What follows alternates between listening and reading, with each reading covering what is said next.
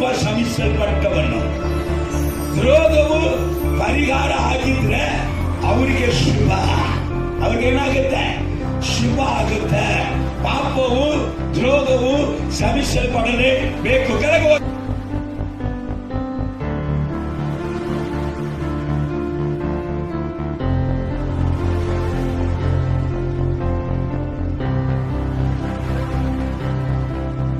ಪ್ರಾಣವನ್ನು ಉಜ್ಜೀವಿಸ ಮಾಡಿ ತನ್ನ ಹೆಸರಿಗೆ ತಕ್ಕಂತೆ ನೀತಿಯ ಮಾರ್ಗದಲ್ಲಿ ನನ್ನನ್ನು ನಡೆಸುತ್ತಾನೆ.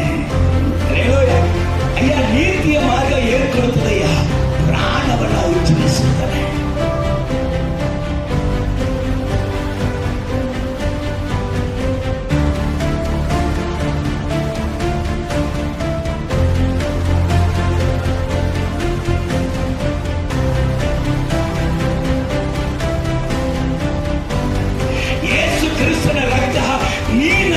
ಜಯಿಸುವುದಕ್ಕಾಗಿ ನಿನಗೆ ನನ್ನನ್ನು ದಾಸನಾಗಿ ಮಾಡಿದ ಯೇಸು ಕ್ರಿಸ್ತನ ರಕ್ತ ಸೈತಾನ ಸಕಲ ಅಧಿಕಾರಗಳನ್ನು ನಾನು ತುಳಿದು ನಾನು ಸೈತಾನನ ಅಲಿಸುವುದಕ್ಕಾಗಿ ಯೇಸು ಕ್ರಿಸ್ತನ ರಕ್ತ ನನಗೆ ಅಧಿಕಾರ ಕೊಟ್ಟಿದೆ ಎಂಬುದಾಗಿ ಅದನ್ನು ಅರಿಕೆ ಮಾಡಿದ.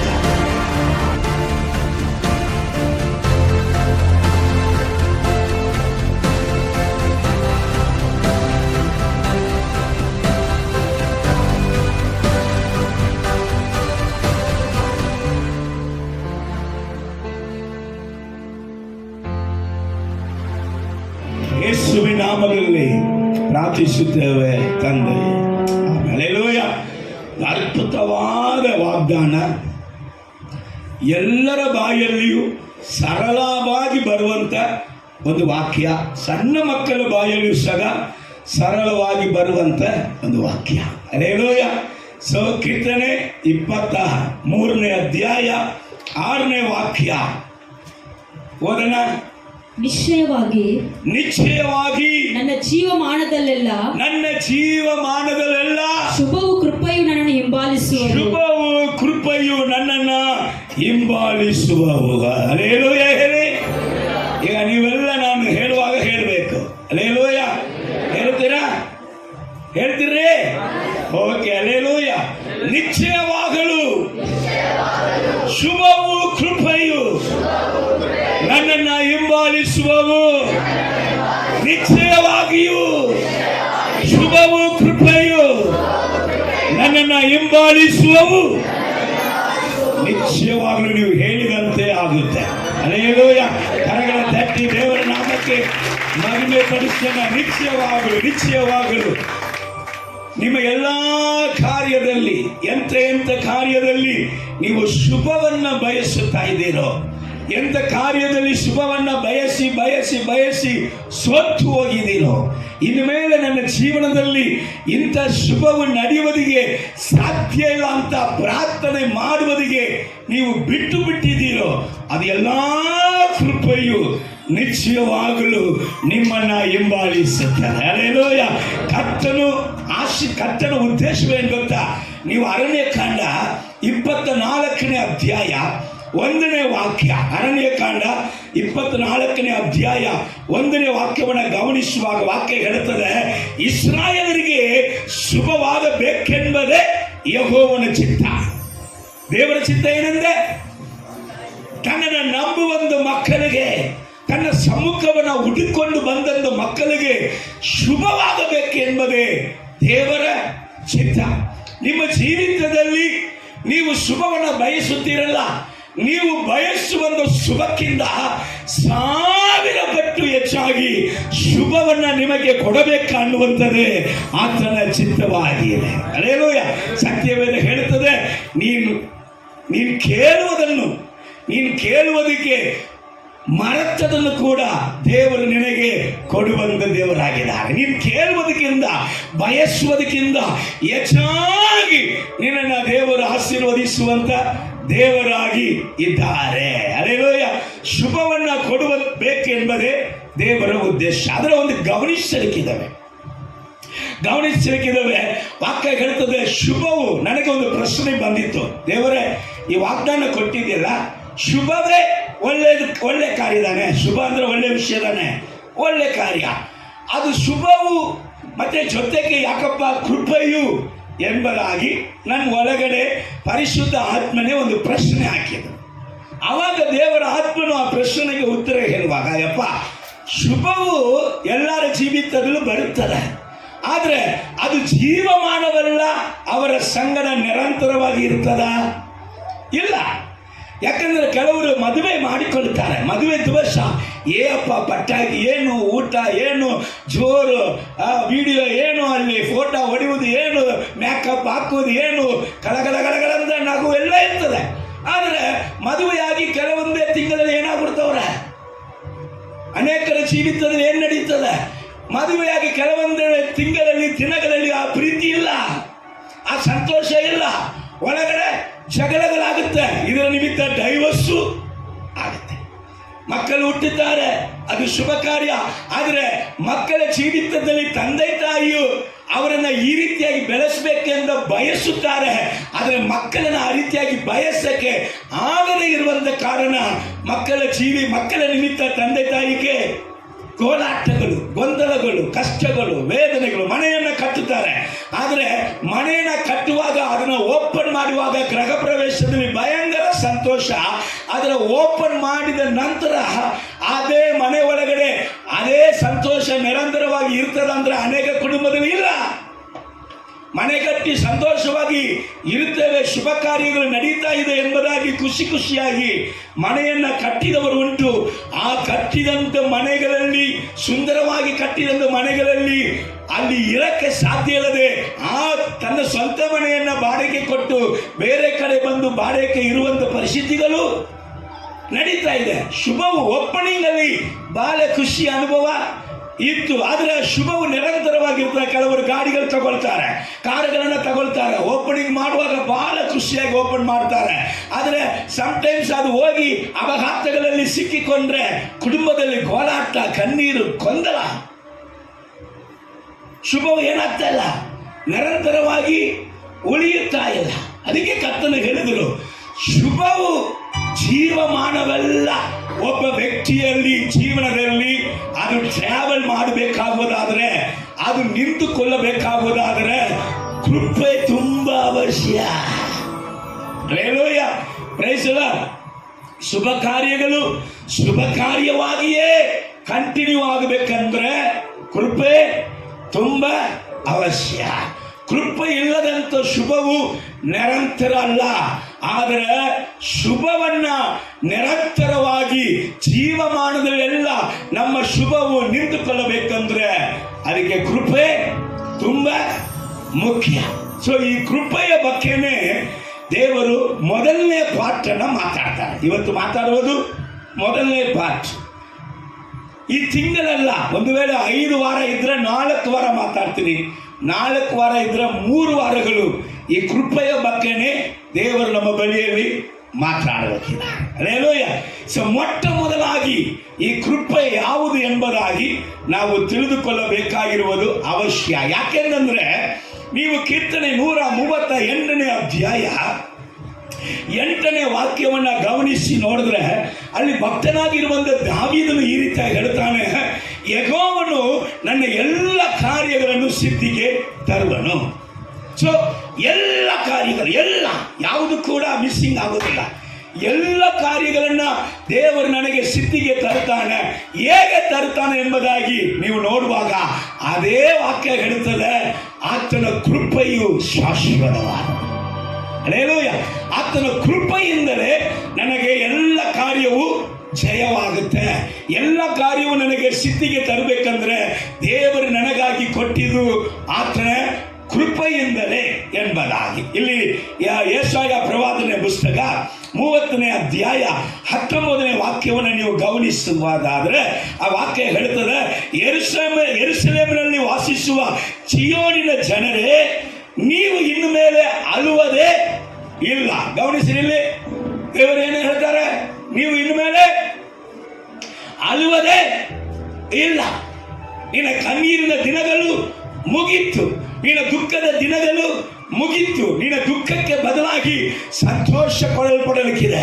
ನಿನ್ನ ದುಃಖಕ್ಕೆ ಬದಲಾಗಿ ಆನಂದವು ಕೊಡಲ್ಪಡಲಿಕ್ಕಿದೆ. ನೋಡಿ, ಇನ್ನು ಮೇಲೆ ನೀನು ಅಳುವಂತ ಒಂದು ಪರಿಸ್ಥಿತಿ ನಿನ್ನ ಜೀವಿತದಲ್ಲಿ ಬರುವುದೇ ಇಲ್ಲ. ನೀನು ಇನ್ನು ಮೇಲೆ ಅಳುವುದೇ ಇಲ್ಲ ಅಂತ ದೇವರು ಹೇಳಿ, ಮುಂದೆ ದೇವರು ಹೇಳ್ತಾರೆ, ನೀವು ಕೂಗಿಕೊಂಡ ಶಬ್ದವನ್ನು ಆತನು ಕೇಳಿ ನಿಮಗೆ ಕೃಪೆ ತೋರಿಸ. ಏನ್ ಮಾಡ್ತಾನೆ? ನಿನ್ನ ಕಣ್ಣೀರನ್ನು ಒರೆಸುವುದಕ್ಕೆ ದೇವರು ಏನ್ ಮಾಡಬೇಕಿದ್ದಾರೆ? ಕೃಪೆಯನ್ನ ತೋರಿಸುವನು. ನಿನ್ನ ಆನಂದವು ಪರಿಪೂರ್ಣವಾಗುವುದಕ್ಕೆ ದೇವರು ಏನ್ ಮಾಡಲಿಕ್ಕಿದ್ದಾರೆ? ಕೃಪೆಯನ್ನ ತೋರಿಸುವನು. ನಿನ್ನ ಪ್ರಾರ್ಥನೆಗಳಿಗೆಲ್ಲ ಉತ್ತರವು ಕೊಡುವಂಥದ್ದು ಯಾವುದು? ಕೃಪೆ. ಹಲ್ಲೆಲೂಯ. ನೀವು ಕೂಗಿಕೊಂಡ ಶಬ್ದವನ್ನ ಆತನು ಕೇಳಿ ನಿಮಗೆ ಕೃಪೆಯನ್ನ ಹಲ್ಲೆಲೂಯ. ಅಂದ್ರೆ ಕೃಪೆ ಏನ್ ಮಾಡುತ್ತದೆ? ನನ್ನ ಪ್ರಾರ್ಥನೆಗೆ ಉತ್ತರವನ್ನು ತಂದು ಕೊಡುತ್ತದೆ. ಕೃಪೆ ಏನ್ ಮಾಡುತ್ತದೆ? ನನ್ನ ಎಲ್ಲಾ ಕಾರ್ಯಗಳನ್ನು ಸಿದ್ಧಿಗೆ ತರುತ್ತದೆ. ಕೃಪೆ ಏನ್ ಮಾಡುತ್ತದೆ? ನನ್ನ ಕಣ್ಣೀರೆಲ್ಲ ಒರೆಸುತ್ತದೆ.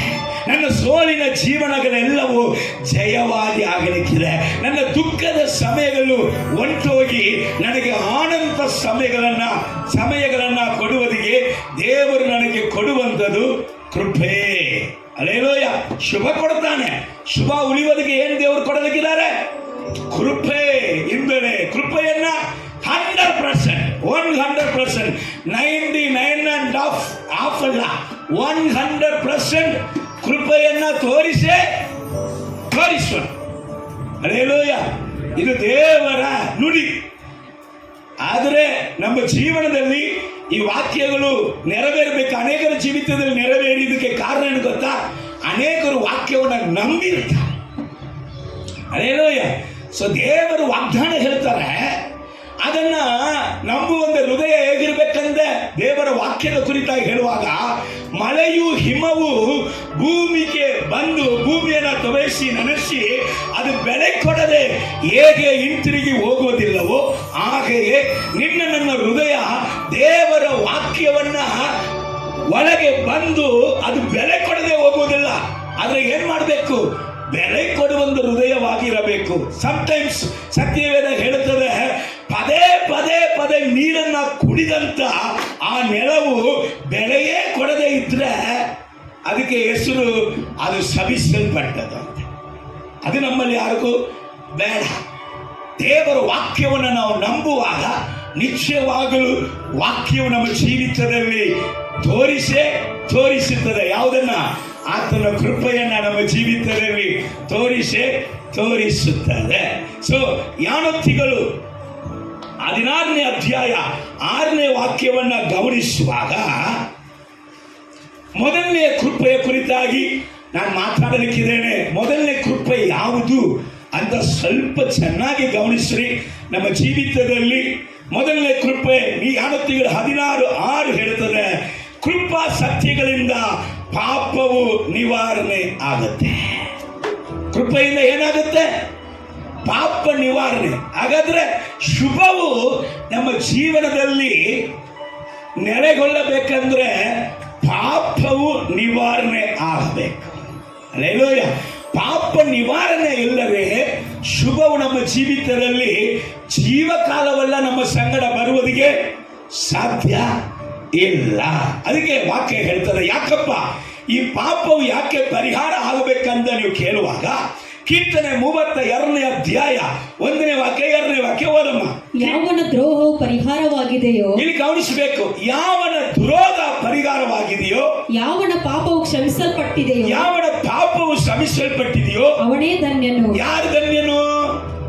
ಪಾಪ ಕ್ಷಮಿಸಲ್ಪಟ್ಟವನು. ದ್ರೋಹವು ಪರಿಹಾರ ಆಗಿದ್ರೆ ಅವರಿಗೆ ಶುಭ. ಅವ್ರಿಗೇನಾಗುತ್ತೆ? ಶುಭ ಆಗುತ್ತೆ. ಪಾಪವು ದ್ರೋಹವು ಕ್ಷಮಿಸಲ್ಪಡಲೇಬೇಕು. ಕೆಳಗೆ ಹೋದಮ್ಮ. ಯೆಹೋವನು ಯಾವನ ಲೆಕ್ಕಕ್ಕೆ ಅಪರಾಧವನ್ನು ಎಣಿಸುವುದಿಲ್ಲವೋ ಅವನ ಅಪರಾಧಿಯೇ. ಆದ್ರೆ ಯಾವನ ಲೆಕ್ಕಕ್ಕೆ ಅಪರಾಧಗಳನ್ನ ಯೆಹೋವನು ಎಣಿಸುವುದಿಲ್ಲವೋ, ಯಾವನ ಹೃದಯದಲ್ಲಿ ಕಪಟವಿರುವುದಿಲ್ಲವೋ ಕಪಟವು ಇರುವುದಿಲ್ಲವೋ ಅವನು ಧನ್ಯನು. ಇಲ್ಲಿ ಚೆನ್ನಾಗಿ ಗಮನಿಸ್ರಿ. ಒಬ್ಬ ಹೃದಯವು ಪಾಪ ಪರಿಹಾರ ಹೊಂದಿದ್ರೆ ಆ ಹೃದಯದಲ್ಲಿ ಕಪಟ ಇರೋದಿಲ್ಲ. ಪಾಪ ಕ್ಷಮಾಪಣೆ ಒಂದು ಹೃದಯ ಹೊಂದಿದ್ರೆ ಆ ಹೃದಯದಲ್ಲಿ ಏನಿರುವುದಿಲ್ಲ, ಕಪಟವು ಇರುವುದೇ ಇಲ್ಲ. ಯಾವನ ಹೃದಯದಲ್ಲಿ ಕಪಟ ಇಲ್ಲವೋ ಅವನೇ ಧನ್ಯನು ಎಂಬುದಾಗಿ ದೇವರು ಹೇಳ್ತಾರೆ. ಯಾಕಪ್ಪ ಈ ಪಾಪ ಪರಿಹಾರ ಹೊಂದಿದರೆ ಮಾತ್ರ ಅವನಿಗೆ ಶುಭ ಎಂಬುದಾಗಿ ವಾಕ್ಯ ಹೇಳುತ್ತಾರೆ ಅಂತ ನೀವು ಕೇಳಿದ್ರೆ, ಅಲ್ಲಿ ಓದನ ಕೀರ್ತನೆ 7ನೇ ಅಧ್ಯಾಯ 11ನೇ ವಾಕ್ಯ 12ನೇ ವಾಕ್ಯ ಚೆನ್ನಾಗಿ ಗಮನಿಸ್ರಿ. ದೇವರು ನ್ಯಾಯಕ್ಕೆ ಸರಿಯಾಗಿ ತೀರ್ಪು ಕೊಡುವವನು, ಯಾವಾಗಲೂ ದುಷ್ಟರ ವಿಷಯದಲ್ಲಿ ಕೋಪವುಳ್ಳವನು. ಪಾಪಿಯ ವಿಷಯದಲ್ಲಿ ದೇವರು ಯಾವಾಗಲೂ ಹೇಗಿದ್ದಾನಂತ, ಸಿಟ್ಟು ಉಳ್ಳವನಾಗಿದ್ದಾನೆ, ಕೋಪ ಉಳ್ಳವನಾಗಿದ್ದಾನೆ. ಅಪ್ಪ, ಈ ಲೋಕದಲ್ಲಿ ಇರುವಂತ ನಮ್ಮ ದ್ವೇಷಿಸುವಂತ ಜನ, ದುಷ್ಟ ಜನ ನಮಗೆ ವಿರುದ್ಧವಾಗಿ ಒಳಸಂಚೆಗೆ ಮಾಡುವಾಗ, ಸೈತಾನ ಕ್ರಿಯೆಗಳು ನಮಗೆ ವಿರುದ್ಧವಾಗಿ ನಮ್ಮ ಸುಖವನ್ನ ಅಲಿಸುವುದಕ್ಕೆ ಪ್ರಯತ್ನ ಮಾಡುವಾಗ ಯಾರು ಅದರಿಂದ ನಮ್ಮನ್ನು ಕಾಪಾಡಬೇಕು? ದೇವರು ಹೇಳ್ತಾರೆ, ನೀನು ಸುಮ್ಮನೆ ಇರು ಮಗನೇ, ನಾನು ಯುದ್ಧ ಮಾಡ್ತೇನೆ. ನೀನು ಸುಮ್ಮನೆ ಇರು ಮಗಳೇ, ನಾನೇನು ಮಾಡ್ತೀನಿ, ನಿನಗೋಸ್ಕರ ಯುದ್ಧ ಮಾಡಿ ನಿನಗಿಂದ ಬಲಿಷ್ಠನಾಗಿ ಇರುವಂತ ವ್ಯಕ್ತಿಗಳು ಎಷ್ಟು ದೊಡ್ಡ ವೈರಿಗಳಾಗಿದ್ರು, ನಿನ್ನನ್ನು ಅಳಿಸುವುದಕ್ಕೆ ಬರುವಂತ ವ್ಯಾಧಿ ಎಷ್ಟು ದೊಡ್ಡ ವ್ಯಾಧಿಯಾಗಿದ್ರು, ನಿನ್ನನ್ನು ಅಳಿಸುವುದಕ್ಕೆ ಬರುವಂತ ಸಮಸ್ಯೆಗಳು ಎಷ್ಟು ದೊಡ್ಡ ಸಮಸ್ಯೆಗಳಾಗಿದ್ರು, ನಿನ್ನನ್ನು ಅಳಿಸುವುದಕ್ಕಾಗಿ ಮಾಡಲ್ಪಟ್ಟಂತ ಮಾಟ ಮಂದಿರಗಳು ಎಷ್ಟು ಕಠಿಣವಾದ ಮಾಟ ಮಂದಿರವಾಗಿದ್ರು, ನೀನು ಸುಮ್ಮನೆ ಇರು, ನೀ ಹೆದರಬೇಡ, ನೀನು ಭಯಪಡಬೇಡ, ನೀನು ದಿಗ್ಭ್ರಮೆಗೊಳ್ಳಬೇಡ, ನಾನೇನ್ ಮಾಡ್ತೇನೆ, ನಿನ್ನ ಪರವಾಗಿ ನಿಂದು ಯುದ್ಧ ಮಾಡುತ್ತೇನೆ ಅಂತ ದೇವರು ಹೇಳ್ತಾರೆ. ಆದ್ರೆ ಯಾರಿಗೆ ದೇವರು ಯುದ್ಧ ಮಾಡಕ್ಕೆ ಸಾಧ್ಯ? ಪಾಪವು ಪರಿಹಾರ ಆಗಿದ್ದವರಿಗೆ. ಒಂದು ವೇಳೆ ಅವರು ಪಾಪಿಗಳಾಗಿಯೇ ಇರುವಾಗ ಏನ್ ದೇವರು ಅವರ ಮೇಲೆ ಹೇಗಿದ್ದಾರಂತ, ದೇವರೇ ಸಿಟ್ಟು ಉಳ್ಳವನಾಗಿದ್ದಾನೆ. ದೇವರೇ ನಮ್ಮನ್ನ ಉಳಿಸ್ಬೇಕು, ದೇವರೇ ನಮಗೆ ವೈರಿಯಾಗಿ ನಿಂತುಕೊಂಡ್ರೆ ನಮ್ಮನ್ನ ಯಾರು ಆತನ ಕೈಯಿಂದ ತಪ್ಪಿಸಿಕೊಳ್ಳಕ್ಕೆ ಸಾಧ್ಯ? ದೇವರೇ ವೈರಿಯಾಗಿ ನಿಂತ್ಕೊಂಡ್ರೆ ಏನೋ ಮಾಡಕ್ಕಾಗತ್ತಾ? ಆಗಲ್ಲ. ಅದಕ್ಕೆ ದೇವರು ಹೇಳ್ತಾ ಇದ್ದಾರೆ, ಪಾಪಿಗೆ ಒಂದು ಕರುಣೆ ಏನಂದ್ರೆ, ಕೆಳಗೋದಮ್ಮ, ದೋಷಿಯು ಮನಸ್ಸನ್ನು ಬೇರೆ ಮಾಡಿಕೊಳ್ಳದೆ ಹೋದರೆ, ದೋಷಿಯು ಮನಸ್ಸನ್ನ ಬೇರೆ ಮಾಡಿಕೊಳ್ಬೇಕಂದ್ರೆ ಏನರ್ಥ? ದೋಷಿಯು ಮನ ತಿರುಗದೆ ಹೋದರೆ ಆತನು ತನ್ನ ಕತ್ತಿಯನ್ನು ಮಸೆಯುವನು. ಆತನು ತನ್ನ ಕತ್ತಿನ ಏನ್ ಮಾಡ್ತಾನೆ? ಮಟನ್ ಕಟ್ ಮಾಡೋದಿಗೆ, ಕುರಿ ಕಟ್ ಮಾಡೋದಿಗೆ, ದನ ಕಟ್ ಮಾಡೋದಿಗೆ ಕತ್ತಿನ ಏನ್ ಮಾಡ್ತಾರೆ? ಶಾರ್ಪ್ ಮಾಡ್ತಾರೆ. ಈಗ ಪಾಪಿಯು ತನ್ನ ಪಾಪದಿಂದ ಮನ ತಿರುಗದೆ ಹೋಗುವಾಗ ದೇವರು ಏನ್ ಮಾಡ್ತಾರೆ? ಯಾವಾಗ ತಿರುಗ್ತಿ ಕೈ ಏನ್ ಮಾಡ್ತದೆ? ಕತ್ತಿಯನ್ನ ಶಾರ್ಪ್ ಮಾಡ್ಕೊಂಡಿರ್ತದೆ. ಹಿಂದಿಯಲ್ಲಿ ಏನು ಹೇಳ್ತಾರಲ್ಲ, ಏಕ್ ಮಾರ ದೋ ತುಕ್ಕಡ ಎರಡಾಗಿ ಒಂದೇ ಕಟ್ಟು ಕಲಸ್. ಪಾಪಿ ಮನ ತಿರುಗದೆ ಹೋಗುವಾಗ ಅಲ್ಲಿ ಏನಾಗುತ್ತೆ? ದೇವರು ತನ್ನ ಕತ್ತಿಯನ್ನು ಏನ್ ಮಾಡ್ತಾನೆ? ಮಸೀವಂತ ದೇವರಾಗಿ ಇದ್ದಾನೆ. ಆದ ಕಾರಣ ಪಾಪ ಪರಿಹಾರವೇ ನಮ್ಮ ಜೀವಿತದಲ್ಲಿ ಕೃಪೆಯನ್ನ ನೆಲೆ ನಿಲ್ಲಿಸುವಂಥದ್ದು ಅನ್ನುವಂಥ ಕಾರ್ಯಗಳು ನಮಗೆ ಅರ್ಥ ಆಗಬೇಕು. ಮೊದಲನೇ ಕೃಪೆ ಪಾಪ ಪರಿಹಾರ. ಅಲ್ಲೇಲೂಯ. ನನ್ನ ಜೀವಿತದಲ್ಲಿ ಶುಭವು ನನ್ನ ಸಂಗಡ ಟ್ರಾವೆಲ್ ಮಾಡಬೇಕಂದ್ರೆ, ಶುಭವದಲ್ಲಿ ನಾನು ಯಾವಾಗಲೂ ಜೀವಮಾನವಲ್ಲ, ಶುಭದಲ್ಲಿಯೇ ನಾನು ಒಂದು ದಿವಸವೂ ಬೆಳೆಯಬೇಕಂದ್ರೆ ನನಗೆ ಬೇಕಾಗಿರುವಂತ ಮೊದಲನೇ ಕೃಪೆ ಪಾಪ ಪರಿಹಾರ. ಅದಕ್ಕೆ ಅಲ್ಲಿ ವಾಕ್ಯ ಹೇಳ್ತಾರೆ ನೋಡಿ, ಕೀರ್ತನೆ 85ನೇ ಅಧ್ಯಾಯ 10ನೇ ವಾಕ್ಯ ಹೇಳ್ತಾರೆ, ಕೃಪೆಯು ಸತ್ಯವು ಒಂದನ್ನು ಒಂದು ಕೂಡಿ ಇರುವವು. ಸ್ವಲ್ಪ ಚೆನ್ನಾಗಿ ಗಮನಿಸಬೇಕು. ಈಗ ನೀವು ಸ್ವಲ್ಪ ಏನಾಗಬೇಕು, ಕಣ್ಣೆಲ್ಲ ದೊಡ್ಡದಾಗಬೇಕು. ಯಾಕೆಂದ್ರೆ ಈ ಭೂಮಿಯಲ್ಲಿ ಎಲ್ಲ ಕಡೆಗಳಲ್ಲಿಯೂ ಅನೇಕ ಸುಳ್ಳು ಪ್ರವಾದಿಗಳು ಬಂದಾರೆ. ಅವರು ಕೃಪೆಯ ಉಪದೇಶವನ್ನ ಈಗ ಸಾರ್ತಾರೆ. ಅವ್ರು ಹೇಳುವುದು ಕೃಪೆಯ ಉಪದೇಶ. ಅವರ ಉಪದೇಶ ಏನಂತ ನೀನು ಕೇಳಿದ್ರೆ, ನೀವು ಏನ್ ಬೇಕಾದ್ರೆ ಪಾಪ ಮಾಡ್ಬೋದು, ನೀವು ಏನ್ ಬೇಕಾದ್ರೆ ಪಾಪ ಮಾಡಬಹುದು, ಅದುವೇ ಅವರ ಕೃಪೆಯ ಉಪದೇಶ. ಆದರೆ ಸತ್ಯ ವೇದ ಅವರ ಉಪದೇಶ ಸುಳ್ಳು ಅಂತ ಹೇಳುವುದಕ್ಕೆ ಆಧಾರ ವಾಕ್ಯವನ್ನ ಅನೇಕವಾಗಿದ್ದರೂ ಒಂದು ವಾಕ್ಯ ನಾನು ತೋರಿಸ್ತೀನಿ. ಕೃಪೆ ಎಲ್ಲಿದೆಯೋ ಅಲ್ಲಿ ಸತ್ಯ ಇರ್ತದೆ. ಅದು ಒಂದನ್ನು ಒಂದು ಕೂಡಿ ಇರುತ್ತದೆ. ಗಮನಿಸ್ರಿ, ನೀವು ಯೂಟ್ಯೂಬ್ ಅಲ್ಲಿ ಏನೇನೋ ಮೆಸೇಜ್ಗಳನ್ನ ಕೇಳ್ತೀರಾ, ಫೇಸ್ಬುಕ್ ಅಲ್ಲಿ ಏನೇನೋ ಮೆಸೇಜ್ಗಳ ಯಾರ್ಯಾರು ಕೊಟ್ಟಿರೋದನ್ನೋ ಕೇಳ್ತೀರಾ. ಅಲ್ಲಿ ಒಳ್ಳೆ ಮೆಸೇಜ್, ಒಳ್ಳೆ ದೇವರಲ್ಲಿ ನಡೆಸುವಂತ ವ್ಯಕ್ತಿಗಳು ಇರ್ತಾರೆ, ಕಳ್ಳರುಗಳು ಇರ್ತಾರೆ, ಸುಳ್ಳು ಉಪದೇಶಿಗಳು ಇರ್ತಾರೆ. ಚೆನ್ನಾಗಿರ್ರಿ, ಕೇಳಬೇಕು. ಕೃಪೆಯ ಉಪದೇಶ ಅದು ಸಪರೇಟ್ ಆಗಿರುವುದಿಲ್ಲ. ಕೃಪೆ ಎಲ್ಲಿ ಇರ್ತದೋ ಅಲ್ಲಿ ಏನಿರ್ತದೆ? ಸತ್ಯ ಇರ್ತದೆ. ಸತ್ಯವು ಕೃಪೆಯು ಸತ್ಯವು ಕೃಪೆ ಒಬ್ಬ ವ್ಯಕ್ತಿಯ ಜೀವಿತದಲ್ಲಿ ಇರುವುದಾದರೆ ಅವನು ಸತ್ಯವಂತನಾಗಿರ್ತಾನೆ, ಆಕೆ ಸತ್ಯವಂತನಾಗಿರ್ತಾಳೆ. ಯಾಕೆಂದರೆ ಕೃಪೆ ಪ್ರೇರೇಪಿಸುವುದೇ ಸತ್ಯದಲ್ಲಿ ನೆಲೆ ನಿಲ್ಲುವುದಕ್ಕಾಗಿ ನಮ್ಮನ್ನ ಪ್ರೇರೇಪಿಸುವಂತದಾಗಿ ಇರುತ್ತದೆ. ಸ್ವಲ್ಪ ಗಮನಿಸಿ, ಕೆಳಗಡೆ ಅದೇ ವಾಕ್ಯ ಹೇಳ್ತದೆ, ನೀತಿಯು ಸಮಾಧಾನವು ಮುತ್ತಿಟ್ಟುಕೊಳ್ಳುವವು. ಅಲ್ಲೇಲೂಯ. ನೀತಿ ಸಮಾಧಾನ ಏನಾಗುತ್ತೆ? ಮುತ್ತಿಟ್ಟುಕೊಳ್ಳುತ್ತಂತೆ. ಎಲ್ಲಿ ನೀತಿ ಉಂಟೋ ಅಲ್ಲಿ ಸಮಾಧಾನವು ಮುತ್ತಿಟ್ಟುಕೊಳ್ಳುತ್ತಾರೆ. ಸಮಾಧಾನ ಬೇಕಾ? ಸಂತೋಷ ಬೇಕಾ? ಆನಂದ ಬೇಕಾ? ಶುಭ ಬೇಕಾ? ಜೀವಮಾನವೆಲ್ಲ ಬೇಕಾ? ಹಾಗಾದರೆ ನೀತಿಯಾಗಿ ಇದ್ರೆ, ಪಾಪ ಕ್ಷಮಾಪಣೆ ಹೊಂದಿದಂತ ನಾವು, ಪಾಪವ ಪರಿಹಾರವನ್ನ ಹೊಂದಿದಂತೆ ನಾವು ಅದರಲ್ಲಿ ನೆಲೆಗೊಳ್ಳುವುದಾದರೆ ಆ ಕೃಪೆ ಏನ್ ಮಾಡುತ್ತದೆ? ಸಮಾಧಾನವು ನಮ್ಮನ್ನ ಮುತ್ತಿಟ್ಟುಕೊಳ್ಳುವಂತೆ ಅದು ಮಾಡುವಂತದಾಗಿದೆ. ರೋಮರ ಪತ್ರಿಕೆ 3ನೇ ಅಧ್ಯಾಯ, ಅದಕ್ಕೆ ಮುಂಚೆ ಕೀರ್ತನೆ 23ನೇ ಅಧ್ಯಾಯ 3ನೇ ವಾಕ್ಯ ನಮಗೆ ಹೇಳಿಕೊಡ್ತಾರೆ, ನನ್ನ ಪ್ರಾಣವನ್ನು ಉಜ್ಜೀವಿಸ ಮಾಡಿ ತನ್ನ ಹೆಸರಿಗೆ ತಕ್ಕಂತೆ ನೀತಿಯ ಮಾರ್ಗದಲ್ಲಿ ನನ್ನನ್ನು ನಡೆಸುತ್ತಾನೆ. ಅಲ್ಲೇಲೂಯ. ಅಯ್ಯ, ನೀತಿಯ ಮಾರ್ಗ ಏನ್ ಕೊಡ್ತದಯ್ಯ? ಪ್ರಾಣವನ್ನು ಉಜ್ಜೀವಿಸುತ್ತಾನೆ, ಆತ್ಮವನ್ನು ಉಜ್ಜೀವಿಸುತ್ತಾನೆ, ಜೀವನವನ್ನು ಉಜ್ಜೀವಿಸುತ್ತಾನೆ. ಧೂಳಲ್ಲಿ ಇರುವಂತ ವ್ಯಕ್ತಿ ದಿಢೀರಂತ ಟಾಪಲ್ಲಿ ಹೋಗಿ ಕೂತಿರ್ತಾನೆ. ಅವನ ಸಂತತಿ ಅದೇ ಆಶೀರ್ವಾದದಲ್ಲಿ ಅದು ನಡೆದುಕೊಂಡು ಬರುವಂಗೆ ದೇವರ ಆಶೀರ್ವಾದ ಮಾಡುತ್ತಾರೆ. ಹೇಗೆ ಅಂತ ಕೇಳುವಾಗ ಅಲ್ಲಿ ವಾಕ್ಯ ಹೇಳ್ತದೆ, ನೀತಿಯ ಮಾರ್ಗದಲ್ಲಿ ನನ್ನನ್ನು ನಡೆಸುತ್ತಾನೆ. ನೀತಿಯ ಮಾರ್ಗದಲ್ಲಿ ನನ್ನನ್ನು ನಡೆಸುವಾಗ ನನ್ನ ಪ್ರಾಣವು ಏನಾಗುತ್ತೆ? ಉಜ್ಜೀವಿಸ ಮಾಡುತ್ತದೆ. ರೈಟ್. ಸೊ ಯಾರ ಮೂಲಕ ದೇವರು ಈ ಕೃಪೆಯನ್ನ, ಈ ಪಾಪ ನಿವಾರಣೆಯನ್ನ, ಪಾಪ ಕ್ಷಮಾಪಣೆಯನ್ನ ಯಾವುದು ಮೂಲಕ ದೇವರು ನಮಗೆ ಕೊಡಲಿಕ್ಕಿದ್ದಾನೆ? ಈ ಮೊದಲನೇ ಕೃಪೆಯನ್ನ ನಾನು ಹೇಗೆ ಪಡೆದುಕೊಳ್ಳಬೇಕು ಎಂಬುದಾಗಿ ಕೇಳುವವರು ಇದರ ಒಳಗಡೆ ಇದ್ರೆ, ರೋಮರ್ ಪತ್ರಿಕೆ 3ನೇ ಅಧ್ಯಾಯ 24ನೇ ವಾಕ್ಯವನ್ನು ನಾವು ಗಮನಿಸುವಾಗ ವಾಕ್ಯ ಹೇಳುತ್ತದೆ, ನೀತಿವಂತರೆಂದು ನಿರ್ಣಯ ಹೊಂದುವುದು ದೇವರ ಉಚಿತಾರ್ಥವಾದ ಕೃಪೆಯೆಂದರೆ. ನಾನು ಹೇಗೆ ನೀತಿವಂತನಾಗಿದೆ? ನಾನು ಏನು ಅನ್ನದಾನ ಮಾಡಿ ನೀತಿವಂತನಾಗಿದೆ? ನಾನು ಪಾಪ ಪರಿಹಾರ ನನಗೆ ಹೇಗೆ ಸಿಕ್ಕಿತ್ತು? 100 ನಿಂಬೆಹಣ್ಣು ಕೊಟ್ಟಾಗ ಸಿಕ್ಕಿತ್ತ? 1000 ತತ್ತಿ ಕೊಟ್ಟಾಗ ಸಿಕ್ಕಿತ್ತ? 2 ಕೋಳಿಯನ್ನು ಕುಯ್ದು ರಕ್ತ ಕೊಟ್ಟಾಗ ಸಿಕ್ಕಿತ್ತ? 1 ದನವನ್ನೇ ಕುಯ್ದು ಕೊಟ್ಟಾಗ ಸಿಕ್ಕಿತ್ತ? ನಾನು ಏನು ಪೂಜೆ ಪುನಸ್ಕಾರ ಮಾಡಿದಾಗ ಈ ಪಾಪ ಪರಿಹಾರವನ್ನು ನಾನು ಹೊಂದಿಕೊಳ್ಳಕ್ಕೆ ಆಗುತ್ತೆ? ಶುಭವು ನನ್ನಲ್ಲಿ ಟ್ರಾವೆಲ್ ಆಗಬೇಕಂದ್ರೆ ಕೃಪೆ ನನಗೆ ಬೇಕು.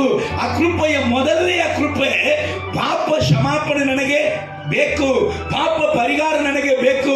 ನಾನು 2 ಬಾಟ್ಲು ಸಾರಾಯ ಕೊಡಲ್ಲ, ನಾನು ಎಷ್ಟು ರೊಕ್ಕಗಳನ್ನು ತಗೊಂಬಂದು ಕೊಟ್ಟು ಇಂಥ ಕೃಪೆಯನ್ನು ನಾನು ಹೊಂದಿಕೊಳ್ಳುವುದು ಅಂತ ಕೇಳುವಾಗ ಸತ್ಯವೇದ ಹೇಳುತ್ತದೆ, ನೀ ಏನನ್ನೂ ಕೂಡ ವಸ್ತುಗಳನ್ನು ಕೊಟ್ಟು ಈ ಕೃಪೆಯನ್ನು ಹೊಂದಿಕೊಳ್ಳಕ್ಕೆ ಸಾಧ್ಯ ಇಲ್ಲ. ಅದು ಉಚಿತಾರ್ಥವಾಗಿ ದೇವರು ನಿನಗೆ ಕೊಡುವಂತ ಕೃಪೆ. ಹೇಗೆ ಸಿಕ್ಕಿತ್ತು ಅಂದರೆ, ಯೇಸು ಕ್ರಿಸ್ತನ ನಾಮದಲ್ಲಿ ಯಾರ್ಯಾರು ನಂಬಿಕೆ ಇಟ್ಟು ದೇವರ ಬಳಿಯಲ್ಲಿ ತನ್ನ ಪಾಪಗಳನ್ನು ಅರಿಕೆ ಮಾಡಿ ಬಿಟ್ಟಿದ್ದಾರೋ ಅವರಿಗೆ ಏನು ಸಿಕ್ಕುತ್ತದೆ? ಉಚಿತಾರ್ಥವಾದ ಕೃಪೆ ಸಿಕ್ಕಿತ್ತು ಎಂಬುದಾಗಿ ಈ ಕೃಪೆಯನ್ನ ದೇವರು, ಈ ಪಾಪ ಪರಿಹಾರವನ್ನ ದೇವರು ನನಗೆ ಉಚಿತಾರ್ಥವಾಗಿ ಕೊಟ್ಟಂತ ಕಾರ್ಯಗಳು ಯಾವ ರೀತಿಯಾಗಿ ಉಚಿತಾರ್ಥವಾಗಿ ದೇವರು ಕೊಟ್ಟರು ಎಂಬುದಾಗಿ ನಾವು ಇನ್ನೂ ಆಳವಾಗಿ ಇರುವಾಗ ಅದು ಒಂದು ಕಾರ್ಯಗಳನ್ನು ನಮಗೆ ಮಾಡುತ್ತದೆ. ಅದು ಏನ್ ಮಾಡುತ್ತದೆ? ಒಂದೇ ಒಂದು ಚರಣಾರಣ. ಸಾವಿರ ಸಾವಿರ ಶುಭವು ಅನುದಿನ ನನ್ನ ವರಿಸಲು ಕೃಪೆಯು ಕರುಣೆಯು ಪ್ರೀತಿಯ ತೋರಿರುವೆ.